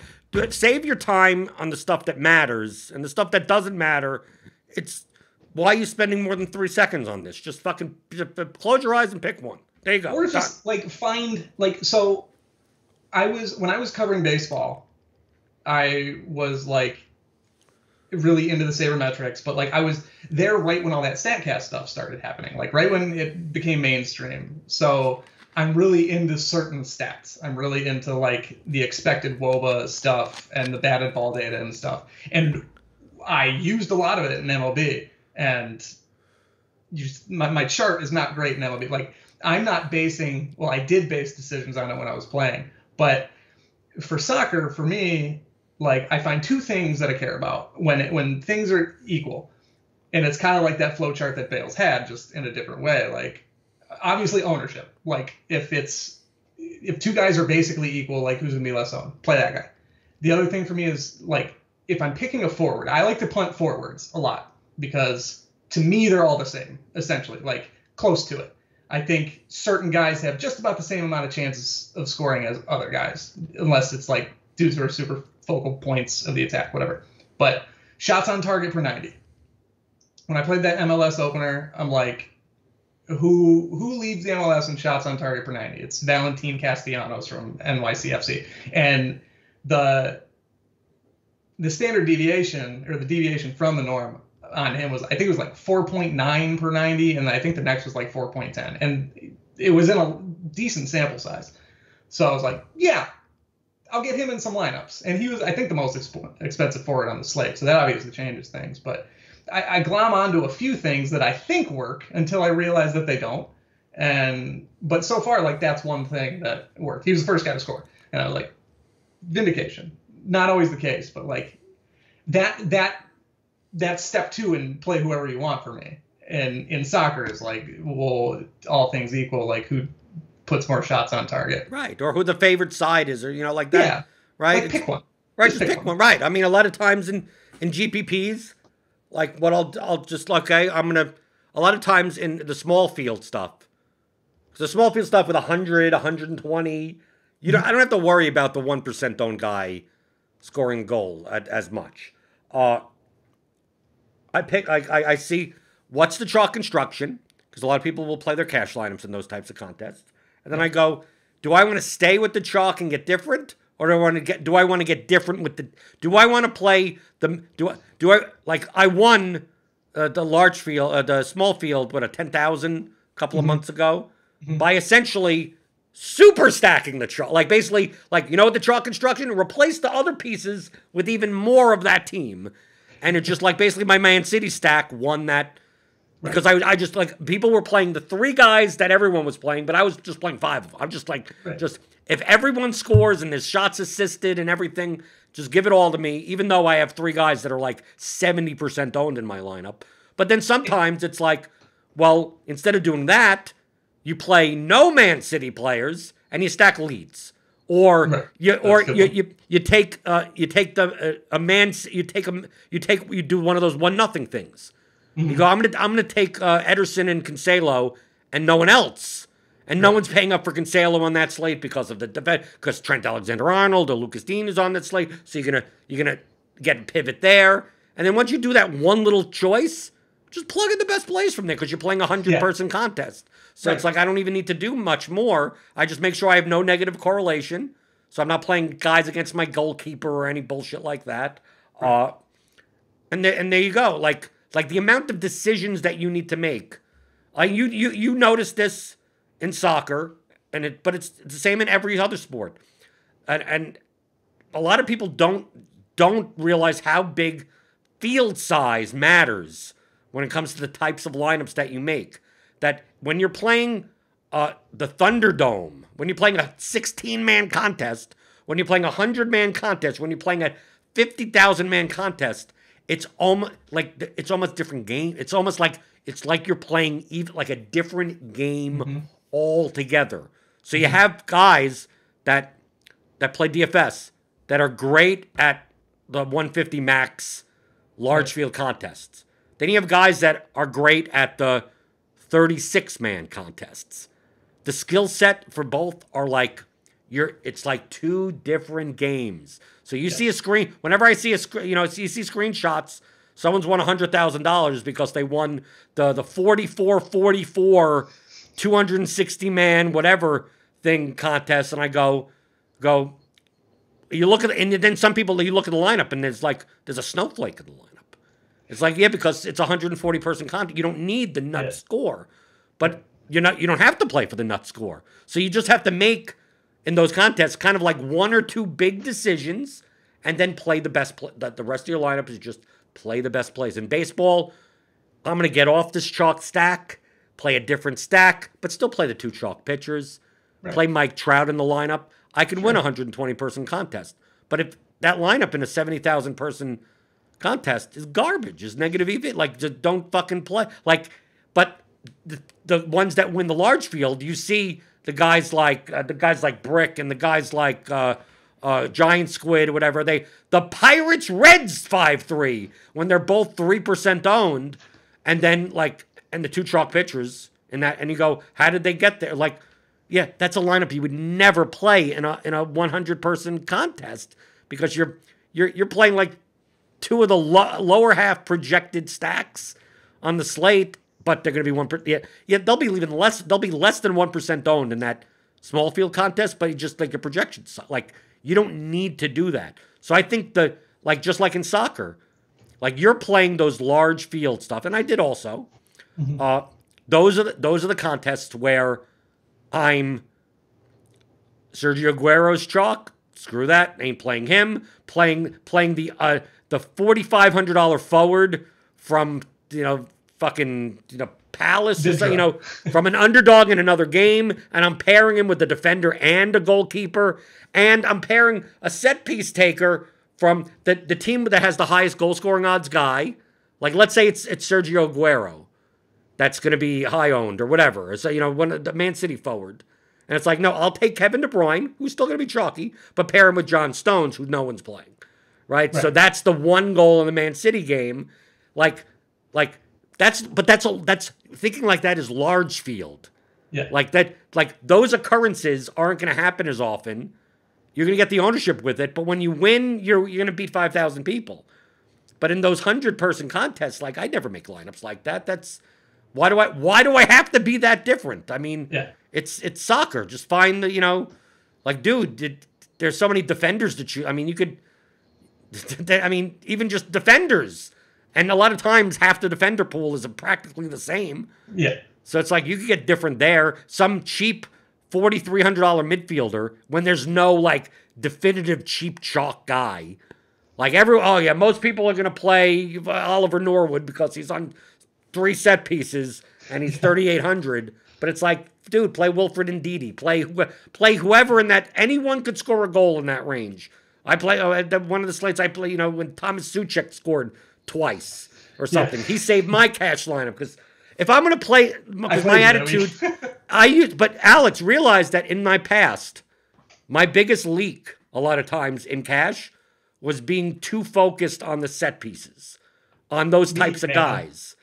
And not the upside of how do I have him save my lineup. So, so that's why on the RotoWire podcast, we always make fun of the Juan Matas, the Tom Cleverleys, the Joe Matinos, those defensive midfielders that have set piece, share. Calvin Phillips, right? Calvin Phillips, right? Those types of guys where it's like, if they get a couple of set pieces, at least I know I'm getting like 3 or 4 points. But the problem is that most of the time I'm only getting 3 or 4 points. But if I take the guy that shoots from 30 yards out, or the cheap guy that doesn't have many touches, but his touches are typically in the final third, he'll get a lot of 0s and 1s.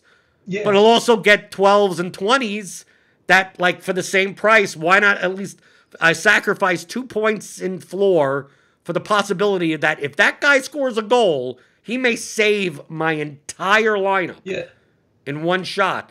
Like, in soccer DFS, it took me years to get into that mindset for cash. Now, in GPP, that's what I would do. I would play those types of guys and be like, how am I playing Douglas Luiz for 3,200 in cash?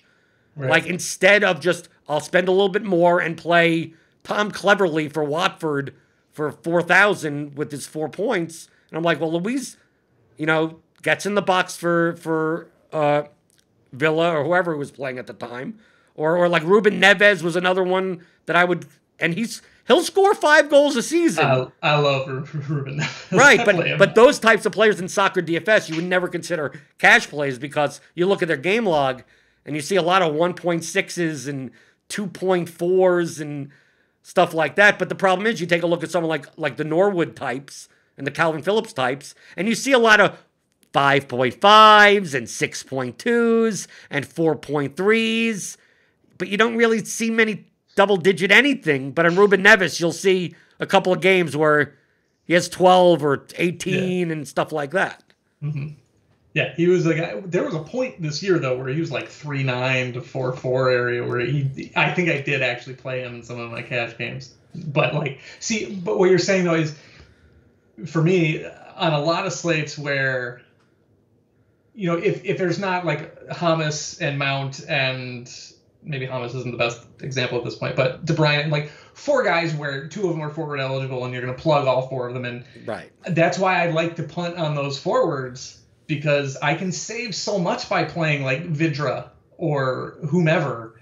And the dinky do. I mean, you're doing the dinky do. Right. But the dinky do, I mentioned once in a while on the podcast. The dinky do used to be mentioned all the time. Right. Two forwards that are 6K or below in your cash. Yeah.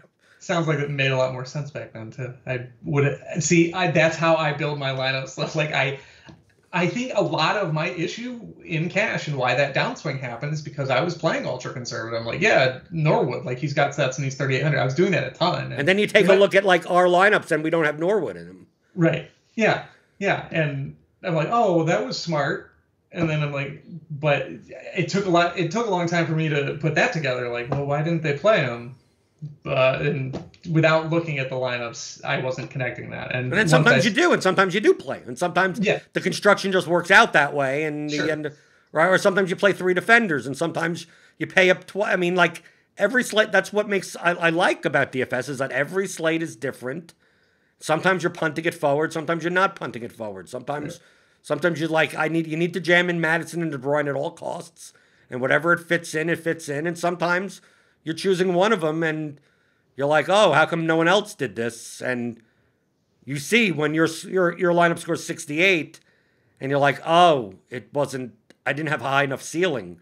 Like you got the mid-level games of Madison and De Bruyne for like 13 points, but it's like the rest of your lineup are all 3-pointer guys. Like you need to get a higher score out of those 10K guys, and you need to know when to play Bruno and when not to play Bruno. I mean, yeah, that's another way I stack, by the way, because that's like the one guy who it feels like he's either 50 points or 3 points sometimes. I think against whoever they played last, it's like 3 to 6 points, something like that, and Greenwood and Rashford, those guys are scoring. So I love that big fade kind of stack, but without the main guy. I've won a few that way.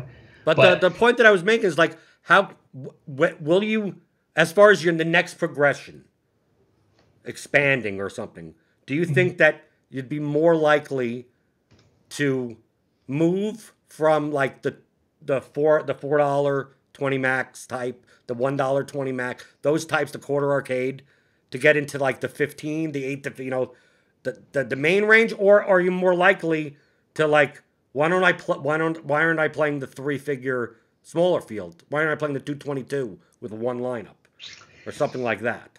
I've gone over that. I think I would go for the big swings at this point and try to get the 10, 20,000, because I have gone through those down swings, and that's more risk. Right. I realize that, but like at this point I'm playing with house money because I pulled so much other money out. Like that's the way that I view it. Yeah, but shouldn't you be viewing it as, here's money that I'm investing to make more money, not that this is money that it's okay for me to lose? Probably, but once I didn't really exchange time straight for that money, like once it wasn't a job, and like I still have a lot of fun doing this, and that's kind of, I think, where But it sounds like you don't want to make it anything more than that. I do. I would love to, but it's not my top priority yet.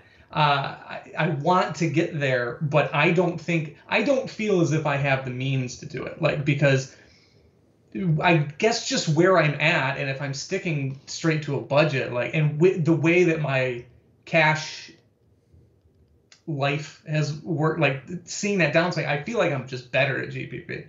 So I feel like, having understood the losses and the risk, I feel like I would be more willing to take those big swings, because I've seen the shots go in, and I've won a lot of GPPs, granted, dollar smaller, the people that I want to be playing, the game selection. That's why I've stayed where I'm at. Is the game selection is huge, and once I moved up, I really struggled, and I haven't won a big GPP. I got third once, and a lot of my other swings haven't come close. A lot of times I win the money back, like with the tickets. But to me, the problem I see now, compared to when I was in your position, like I started with $400, so like to say that, oh, I don't have the means is bullshit, because you could start from anything. So when people are like, oh, you're playing $10,000 in NF, right? You could start with nothing. I started with $400. I never redeposited, never added to my bankroll, nothing. I started from 400. I'm up to 400,000 in profit. So like that could happen. So there's no means like that. But I think the difference now versus in 2015, 2016, the payout structure is much awful. When I was they used to run, and Andrew knows this. The main GPP was an $8 GPP. It wasn't a $15. It was $8. They ran a $3 one and an $8 one. The $3 one was a 20 max kind of thing, and the $8 one was God knows how much, 150 max, whatever it is. First place for the $8 GPP was $5,000. Second place was $4,000. Third place was $3,000. Then $2,500. Then it was a very flat payout structure, and first place was only $5,000. And I would play the $8, and I have no problem playing 10, 15 lineups into that, because 10th place was $500, which is 10% of first place, right? It's the exact payout structure that I would love in everything. So me putting in those lineups and playing the large field GPPs like that, I didn't mind doing because I would make enough. I would come in 8th place. I would come in 12th. Like, it would pay enough to pay for all the entries. But now you have 10,000 a first, 3,000 a second, 1,000 a third, and 10th place is like $70. Like, that's dramatically different payout curve up top for the same field size in a $15, in a higher dollar entry. So, like, to me, like, the risk that you're doing now is like twice as much as when, like, if it was the same payout structure from back when in 2016, I'd say I think you're fine. Go do it. But now, I mean, the swings are going to be dramatic. I mean, you've gone through the swings, but I'm telling you that the swings are going to be twice as much as that now because of those payout structures. And that's why I've avoided playing those unless I have tickets. I mean, obviously, like, my bankroll can't sustain. Yeah, but even the $1, even the lower limit ones are a little bit steep, right? They're not great. Yeah, when I'm playing the $1 and first gets $60, I'm kind of discouraged. Today was like that, and I almost won the thing, and I was sitting pretty, but like, it was kind of what I was talking about before, where I'm like, yeah, like, I don't know. But I haven't considered that next step because I don't feel like I'm close enough. I don't feel like I'm there. And maybe that's hypocritical. And, you know, like, maybe my thinking is kind of overlapping in the wrong way there. But, like, I feel like I can still play these and continue to build better than I could in cash, but the step up seems a little steep for my bankroll. You can still play low stakes for that, right? It depends. I'm struggling to think of a contest that makes sense for me. Well, what's your bankroll? I think I have 3,500 at this point. Okay. So if you play 5% of 3,500, that's $175. Yeah. Okay. So where does that put me? $175. Why can't you? I mean, you could play the. Yeah, you're kind of in a mid zone. You're right. You're kind of in. You'd still be playing the lower stake. You'd still be playing the $3, $4, $1 type of thing with a bunch of, but play $100 in cash and low stakes, right? The $1 to $2. You stay out of the 5+ games. But I couldn't get anyone to pick me up. It's not auto match. Who gives a fuck? Well, so then I'd have to go back and block certain people. Yeah, I mean, who cares about blocking at that level? Who's playing the $1, $2 level? That's I haven't. This is how foreign it is. I haven't played at that level for over 2 years. Some of the FSI guys are there, and I would have to make sure I don't auto match and going in near lock and pulling all of them out so I don't match with. Can you stalk 3-mans? Possibly. I'm saying this, and I know the soccer lobby, at least at the $5 level and above, is fucking dead. Yeah. I mean, if you scroll down, it used to be, Alex, even 3 years ago, 4 years ago, I could scroll down and find some no badger in a 3-man. I could post $1,000 worth of head-to-heads. Mm-hmm. I could post a 215, 3 109s, 450s, 520s, and I wake up Saturday morning at 8:30, and half my games would be taken. And someone's taking a 215 I've never seen before. Like, it'd just be a username I've never fucking seen before. It used to be that I had to limit my, like, it was one of those things where if I wanted to get $5,000 worth of action, and not against like Saramek or anything like that, I could have. And this is like 2016. Of course, I didn't have the bankroll for that. It's one of those things where I wish I had the bankroll now that I had back in 2016. Yeah. But I'm trying to figure out a path forward for you. But it's the reason why I don't play many soccer slates anymore. Is because, like, dude, I'm putting. It used to be if I wanted to put $5,000 in good action in 2016 into EPL Saturday Soccer, I could have. Now, if I get more than $700 worth of volume for a cash or something, like I can't even get 1,000. Where's your progress? If I can't even get 700 in good action, and at least decent enough action, like what even the $1 to $2 level. They can't just be people hanging out in the 3 and 5 mans and double ups that are that horrible to be. I mean, I don't see them at the highest. I don't even see them at the $5+ level. You're not going to see them at the $1, $2. Is it the type of thing that you got to maybe get to the point where you're not just playing soccer? That's why I went to the NBA. That's why I started, is because I wanted more action. And then, so kind of my progression was, I was playing head-to-heads, and I was playing, the 80-20% split. Which is a misnomer, which I don't think people should. Truthfully, I think at your level, you shouldn't even be playing fucking cash games. Okay, so I don't now, but like what I was doing was I was playing head-to-head, and I was getting those euros to pick me up, and I was winning. Like if you look at my roto tracker, if you pull out my 4, the one was 950. If you pull out my 5 now, $500+ GPP wins, my head-to-heads was way better than any other style of game I was playing, because I was killing people. I was getting a bunch of people and I was killing them. And then it started where I was getting Emu Up and Your Name E. Those were the only two people. Fear the Turtle was picking me up, who these are borderline block list guys for me. And they were the only ones picking up my head-to-head, and I just started losing money because no one else was picking right, up. Right, you weren't getting any soft action whatsoever. So that's why I went to GPPs only, because I was like, I think I'm better at this anyway. Let's give it a shot. And it's been okay, but I went into NBA thinking okay, so if I'm good enough with the game theory, and I feel confident that I am after taking the course and playing enough soccer to where I understand what works from a game theory perspective, I was like, I could go into NBA because I understand what I should be looking for, and I understand the game. Not like I know sports, I'm going to go in here and know basketball on my way to GPP wins.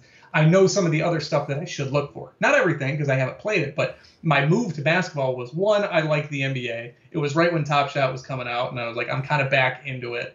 So that was part of it. But also, I could fuck around and win $100,000, and all of a sudden we're not talking house goal anymore. We're talking content and DFS for a living. Maybe not there, but I understand I could probably get there.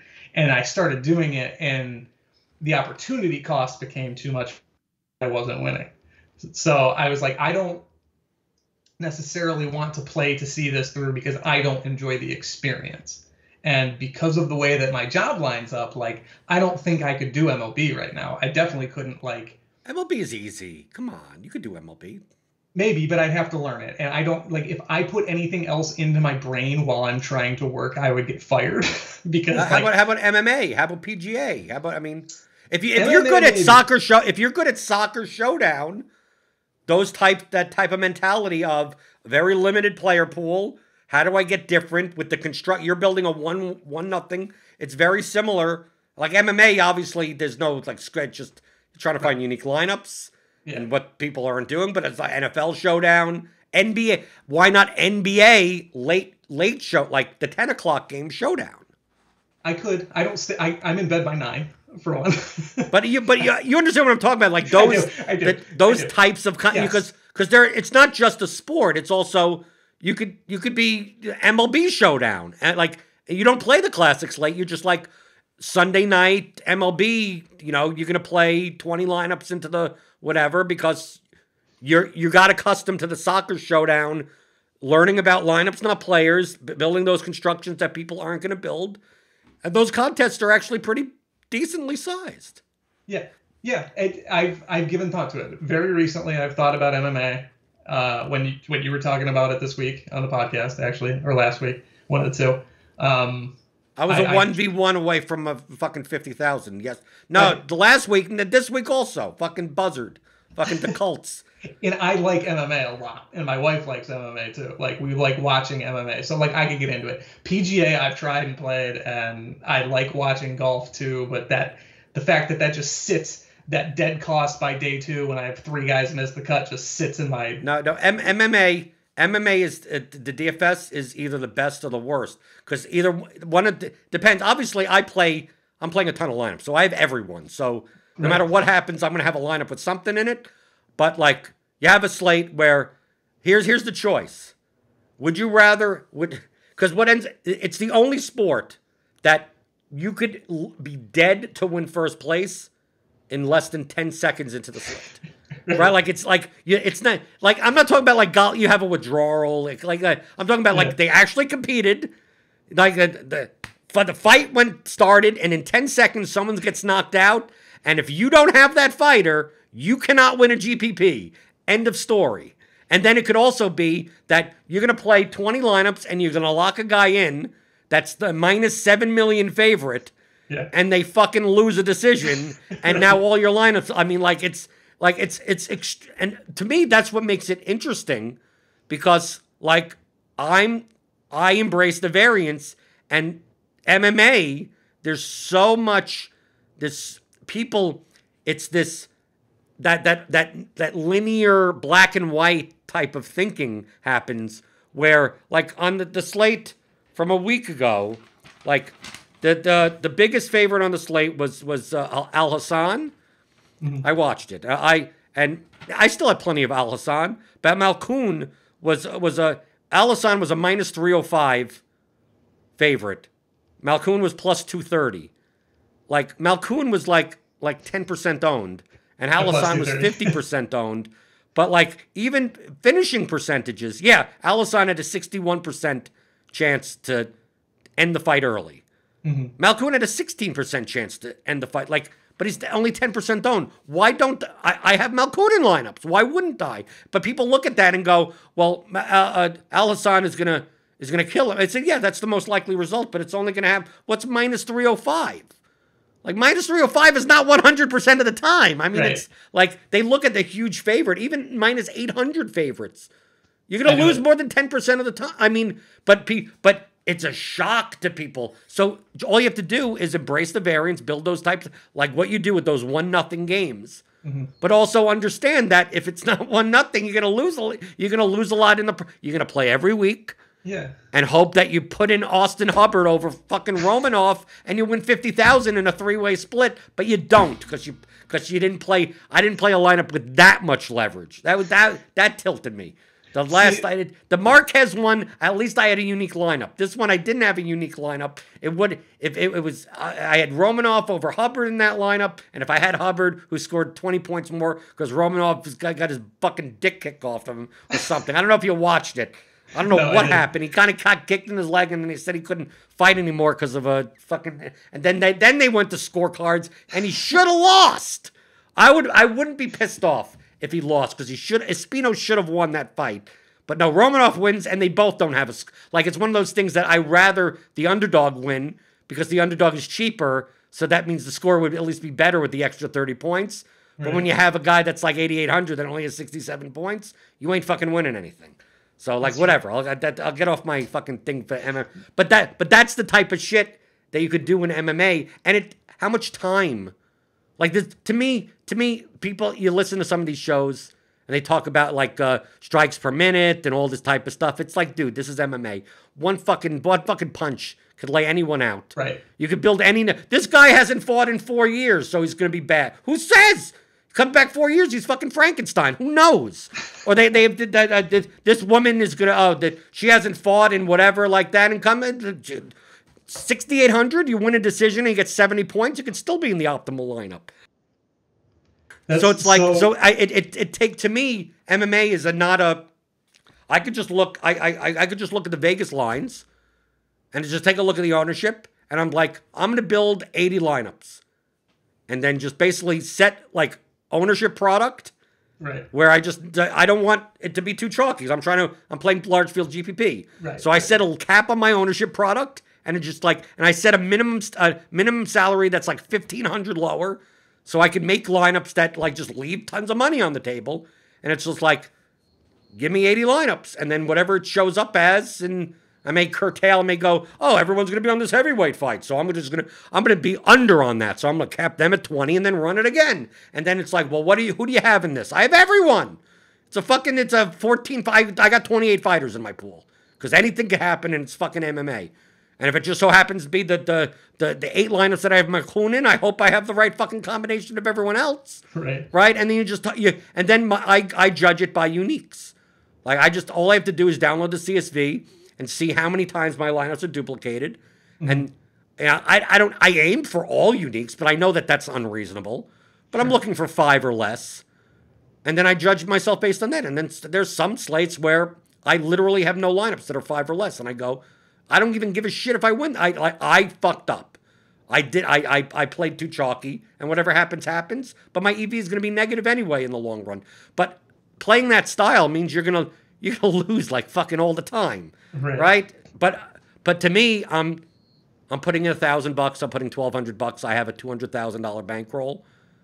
Like, that's 0.5% of my bank. I mean, like, that's fine, right? I'll take a shot like that. But I'm not putting 5,000, 10,000 on MMA. I'm just like, okay, I know the style of what I'm playing. I'm going for 50,000.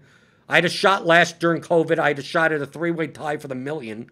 That would have been $330,000+ if Kamaru Usman could have just clenched some more and that fight didn't go as far as it did. I knew I barely had a shot. People in the Roto Grinders Discord were like, "You have a shot." Because I was heading into the main event. I was in first place. It was one of those things where we need the main event to be a dud.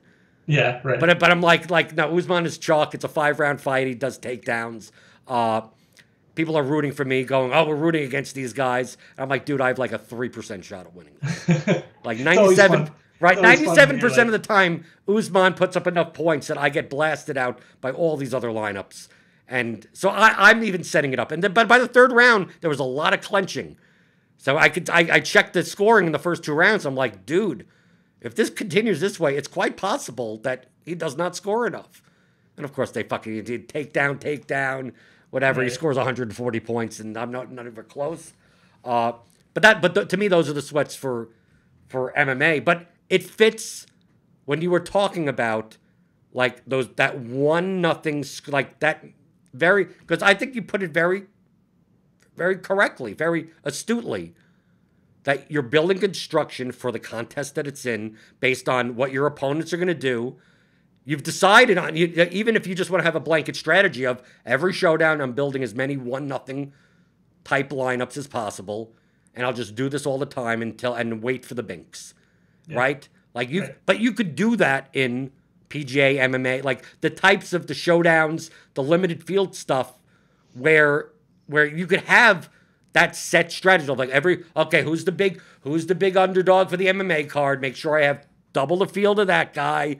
What's the heavyweight fight that people are not going to or are going to go to because that either turns into a dud or one guy scores 1,000,000 points and do whatever the opposite of the field. Right. Do the and then just do something like that and then I'm going to throw in 50 lineups and like how much time even from the like do you need for that? Right. Yeah, it's not done. And the other thing too is like that would be something I would want to get into because like I got into soccer because I love soccer. I got into soccer originally because I was in sports radio, and if you want to listen to the lowest common denominator opinions for 8 hours a day, go work at a sports radio station. And like by the time I was out of there, I'm like, I don't ever want to hear about the NFL again. And then soccer, it's like this small community in America where most of the people that I meet and like they're passionate about it and want to know about the game and stuff like that. But I got into it and I had a lot of biases. Like I think you, Andrew, and I had a discussion one point on Twitter about like I played Hakeem Ziyech when Mason Mount was clearly on the set, and I was like, there was a chance, and I like Hakeem Ziyech. Like I still fall victim to a lot of my biases. So like with the MMA stuff, I know Stipe because he's a Cleveland guy, and I watch a lot of Stipe fights, and I've watched some other full cards, and I really enjoy it. But I don't have those same type of biases. So like with MLB, like I think I'm way too like in the weeds. Like I know the sport, I don't want to be that guy.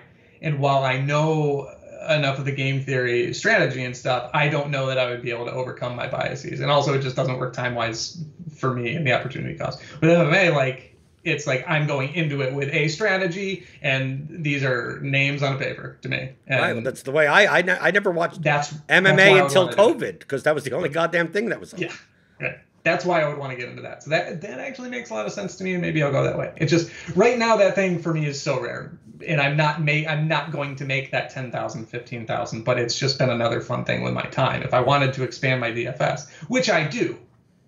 I think it would be something like MMA, or I tried tennis once and it made sense to me. It was intuitive, but I didn't try it too much longer just because I didn't want to take the time to figure it out. But MMA, like I like the sport and it's a blank slate to me. So right.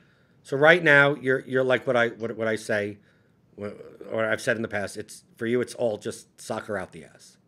Yes. Yeah. I'll play other things every night. If I'm going to sit down and watch a game, like if Cleveland's imagine out watching showdown, the games. Oh God, that's a good old time. Yeah. When the hell do you run? It's the more I play DFS, the less I care about that. Actually, that's MMA. No, I enjoy MMA. I will watch the entire MMA card. But for baseball or basketball, soccer. I've not watched an NBA game this entire. It doesn't even interest me. It's weird. In the beginning, when I played soccer I would watch MLS all day. Okay, I got EPL Saturday morning. I'm watching soccer the entire time. And now Premier League slates happen. Now, especially with the 3 and it's at different times, I have the notifications on SofaScore to know when the goals happen. I don't even turn. And it's not like I'm doing anything else. Right. Like I'm fucking around doing I'm not even interested in watching the games at all. It's almost as you get more and more involved in DFS, the less that it's like what is me watching do? It doesn't even do like yes. I've sweated everything. I've gone through all the highs and all the lows. Right? So like the dopamine rush you get from even watching and seeing if your player's going to hit it, like that even becomes passe of like, I can't control it. I'll just it'll happen when it happens. When the slate is over, I'll check to see if I won type of thing. I'll check the slate. I'll look at my DraftKings app and go, oh, okay. I'll check the MLB app and go, oh, this team put up 8 runs and I have a bunch of them. Let me see if I have any good lineups. And then once I see if I have good lineups, then maybe I watch the late Diamondbacks game because I have someone, and then I'm sweating first place. But that doesn't happen that often. So outside of that, it's like what do I gain from watching? I don't really love the sweats either. Like when I won that 7,500, it was I had McCarthy because I figured everyone ahead of me had Pope. And I was rooting for a Southampton win against Burnley. And I was like, this game's going to suck. And I was like, I'm not going to sweat a soccer match hoping nobody scores. Like that is a miserable experience. Like, no, don't shoot. Like if you're watching, you're like, oh, I need a header off of a corner to win this GPP. Every corner is like this. Right, you see what numbers are coming up, right? You see, right. You see those 2s and those 3s, the number 5, or you see the center backs coming up. Sweating a goalless draw or sweating something like it's not fun. But yeah, so that again, like that was working in sports radio for me. Was the longer I was doing it, I was like, I don't care. It's like I just don't care. And then now with DFS, like my brother's a City fan, and the last game I got to watch with him was the last Champions League against Lyon when they lost, and he's like excited when things are going well for City, and then ultimately it didn't go well. But the whole time I'm sitting there, and I know I had to be just annoying as shit because I'm like, oh, I have him. Like I hope he crosses here, and he's like he cares about the outcome, and I'm just like, oh yeah, score points, and it had to be just a miserable experience for him, especially when City lost. But like the prism through which I view the games that I'm watching now is it's not particularly fun to watch things. But yet when I am going to sit down and watch a game, I make sure I find it on DraftKings. So that's kind of some cognitive dissonance there. Isn't that what they want, though? That's the whole right. point. Yeah. Right. That's the same thing with sports betting. It makes the games more interesting. Right. To me, it makes the games less interesting because we're doing it from the other way around. Right. Right, it's kind of weird. It makes other things less interesting unless I was already planning on. Like if I care so much that I'm going to watch it, I want to bet on it. If I'm going to bet on it, I probably don't want to watch it. Like the only soccer matches that are appointment viewing for me now is Tottenham, and 1, they suck, and 2, I won't play a lot of them because I'm like I just want to watch it like a fan. But like I don't enjoy the fan experience a whole lot. And especially the way the fan culture is, like, I just don't want a part of it. So it goes both ways for me, but mostly like, yeah, if I'm in on those NBA Classic slates, when I was sitting down to watch NBA games, I'm watching the Celtics and Jason Tatum's taking 20 shots and Jaylen Brown, who I have, is just like passing to him over and over. It makes it a miserable experience for me. So I'm like, I don't want to do that. So I don't go out of the way to watch games that I'm betting on anymore. Well, that's the way that I experience sports is through Louisville City and Racing Louisville. So like to me, like there's no USL DFS. They're not going to put the second division if MLS contest doesn't fill. They're not going to have US. So I'll watch Louisville. I watch Louisville City games. I'll watch Racing Louisville now, NWSL, even though they may end up with some, maybe not anymore. But like to me, because now I could sit down and I'm rooting for my team. Right. As opposed to when you play DFS every day, you don't care what teams win. You don't even care who's in first place, who's going to make the playoffs. None of it matters. It's like my lineups, that's it. No, nothing. Mookie, you have Mookie Betts in your best lineup. He comes up to bat for the Dodgers. He strikes out. You know what you do? You move on with your life. Who cares if the Dodgers win today? Mookie Betts struck out in the bottom of the eighth, and he ain't gonna get another at bat. Fuck it. Turn off the game. Done. Who cares? Right. Right. Yeah. That's why I'm just watching. Like that's why a lot of times I just want to watch Spurs, because also how insulting would it be if I'm losing money and they suck? Like they suck and I have to deal with it, and then I don't want to lose money on it too. That's not fun for me. So, and they're a horrible team for DFS as well. So, that's what you get for getting rid of a good manager and hiring someone that's supposedly good that now isn't really. I said it at the time, but right. I don't know why that's unexplainable to me. I don't know. And now I feel like they have to keep him because I don't know financially it puts him in a worse position. They have to keep him for 3 years. He's as long as he stays for 3 years, that's what he normally does, right? I hope they just back him. I hope they just back him in the transfer market. They're not. They're not going to spend money. They don't want to spend money. That's the problem. Right. And especially with COVID, they couldn't have NFL games, so they built that big ass stadium and no one's in it. Great time. Go Spurs. So people can follow you on Twitter at Lex Hooper. Yes, sir. And you have, of course, since you're in media, you have a blue check mark. Yes. Yeah. That's apparently that's the only way you can get a blue check mark now. I leveraged my social media guy at CBS when I was working there. I was like, can you get these for us? Because like I want people to think I'm actually important when in theory or when in reality. As long as you work for a journalist media, they give people those. And then if you apparently Roto Grinders isn't a media outlet or whatever, who cares? Who cares about the blue check mark? Doesn't matter. Why did I bring it? Because I leverage it to make people think that I matter, but I don't. Yeah, but you don't. Like, hey, I don't. No, but you should. The day I got that check mark, I responded to Ledley King on Twitter, and he followed me like that. I'm like, why would you ever follow? Like, I cover high school sports in Ohio at this point in time. Like, why would you ever follow? Maybe he wants to pick up your head-to-heads. He should. I think I could beat him. So when you expand to other things, let us know about it. You come back on, and you're either going to come. What's going to end up happening a year from now? You're going to come back on. You're going to either explain why you have a new house, right? Yeah, hopefully. You were able to buy the house outright, right? Not just the down payment. Cash. You just bought it outright. Straight cash, homie. Right. It's either going to be that, or you're going to explain why you're not playing any DFS anymore because you're broke and divorced. Yeah, really.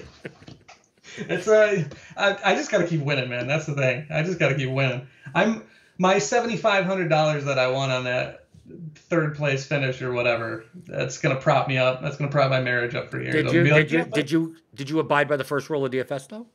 What's that? You don't know the first rule of DFS? Maybe depends on what it is. I don't know off the top of my head. The first rule of DFS is whenever you have a decent sized woman like that, you bribe your significant other with a gift. Oh, yeah. Oh, yeah. Every time. Every single time. Every big one. Yep. Butter earrings. I bought myself an Xbox eventually, but earrings were the first purchase. Right. And when I won $1,000, I got her something too. Yes. That's right. And the earrings, you'd like every slate she has to wear the earrings so that when you're spending an hour to build lineups, you could point and go, you see those earrings? And then she goes, okay, I get your point. Close the door, right? Yeah, you gotta grease those wheels. Yeah, I didn't know everyone else was. See, that's like the other day you said like I listened to content to see what everyone else is doing.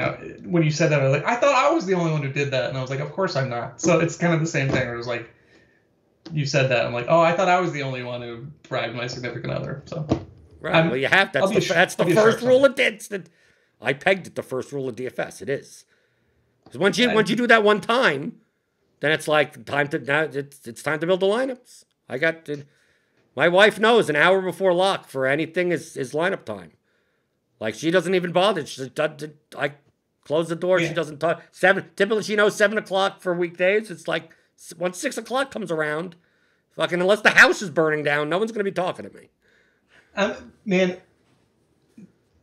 my wife has this understanding as well, and I don't know if it's just because of the gifts. It's because she's awesome, but like she would be better at this than me. So why is she playing? I don't think she cares. And she's Tolbert did it with his wife. They won the Millie or something. Why not? What they get to a game? Maybe someday. She's getting a doctorate in psychology with biostatistics certificate. Like she already knows that. I'll be talking to her. This poor woman listens to me talk about my lineups while we're on walks. Like lineups lock, we go on a walk, and I'm like, oh well, I had Greenwood, and she's like, But like she knows all of the biases that I bring up, and she's like already got it. Like if she played it regularly, she would wipe the floor with me. Fucking then do it. Leverage that shit. Once she sees that kitchen, once she gets that little taste of that kitchen and that bathroom, once the doctor gets taste of that sweet DFS money, right? That 7,500 I won back, 5 years ago. Once she knows what the upside is. Yeah, right. Yeah, she's got to understand. Right. I'm an upside player. I'm a GPP player. Like I was a $4,000 forward, and she took a chance on me. So I'm just trying to score goals. Right. That's a good analogy. Right. I'm more of the Tom Cleverley. Right, I'm the $4,800 defensive midfielder with set pieces. That's just kind of like not flashy, not particularly not that much upside, but not much downside.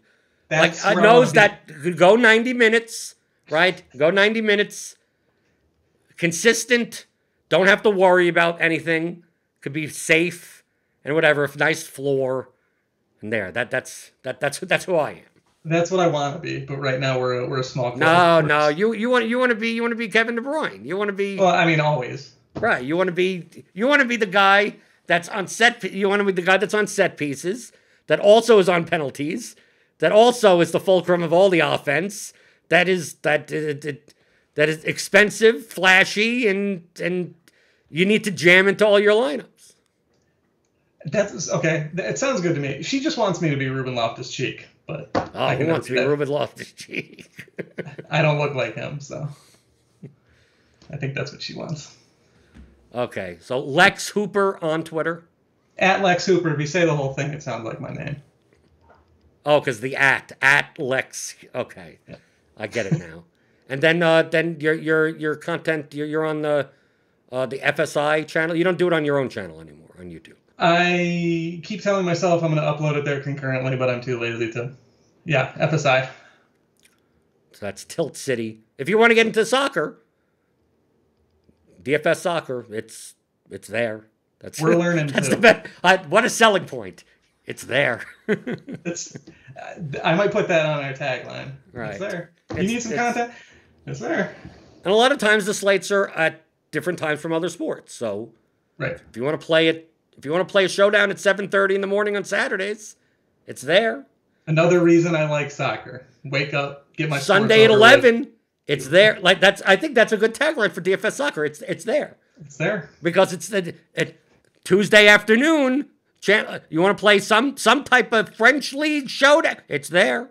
It's there. It's there right? For you. It's always there. It's always there. Just go to SOC in the DK lobby. You'll find something. NWSL Challenge Cup Exhibition Showdown. It's there. For now. Right? For now.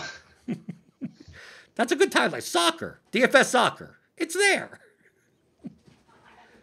We'll go with that. And you know what else is there? The Theory of Daily Fantasy Sports. 15-hour audio DFS masterclass that you can pick up at theoryofdfs.com.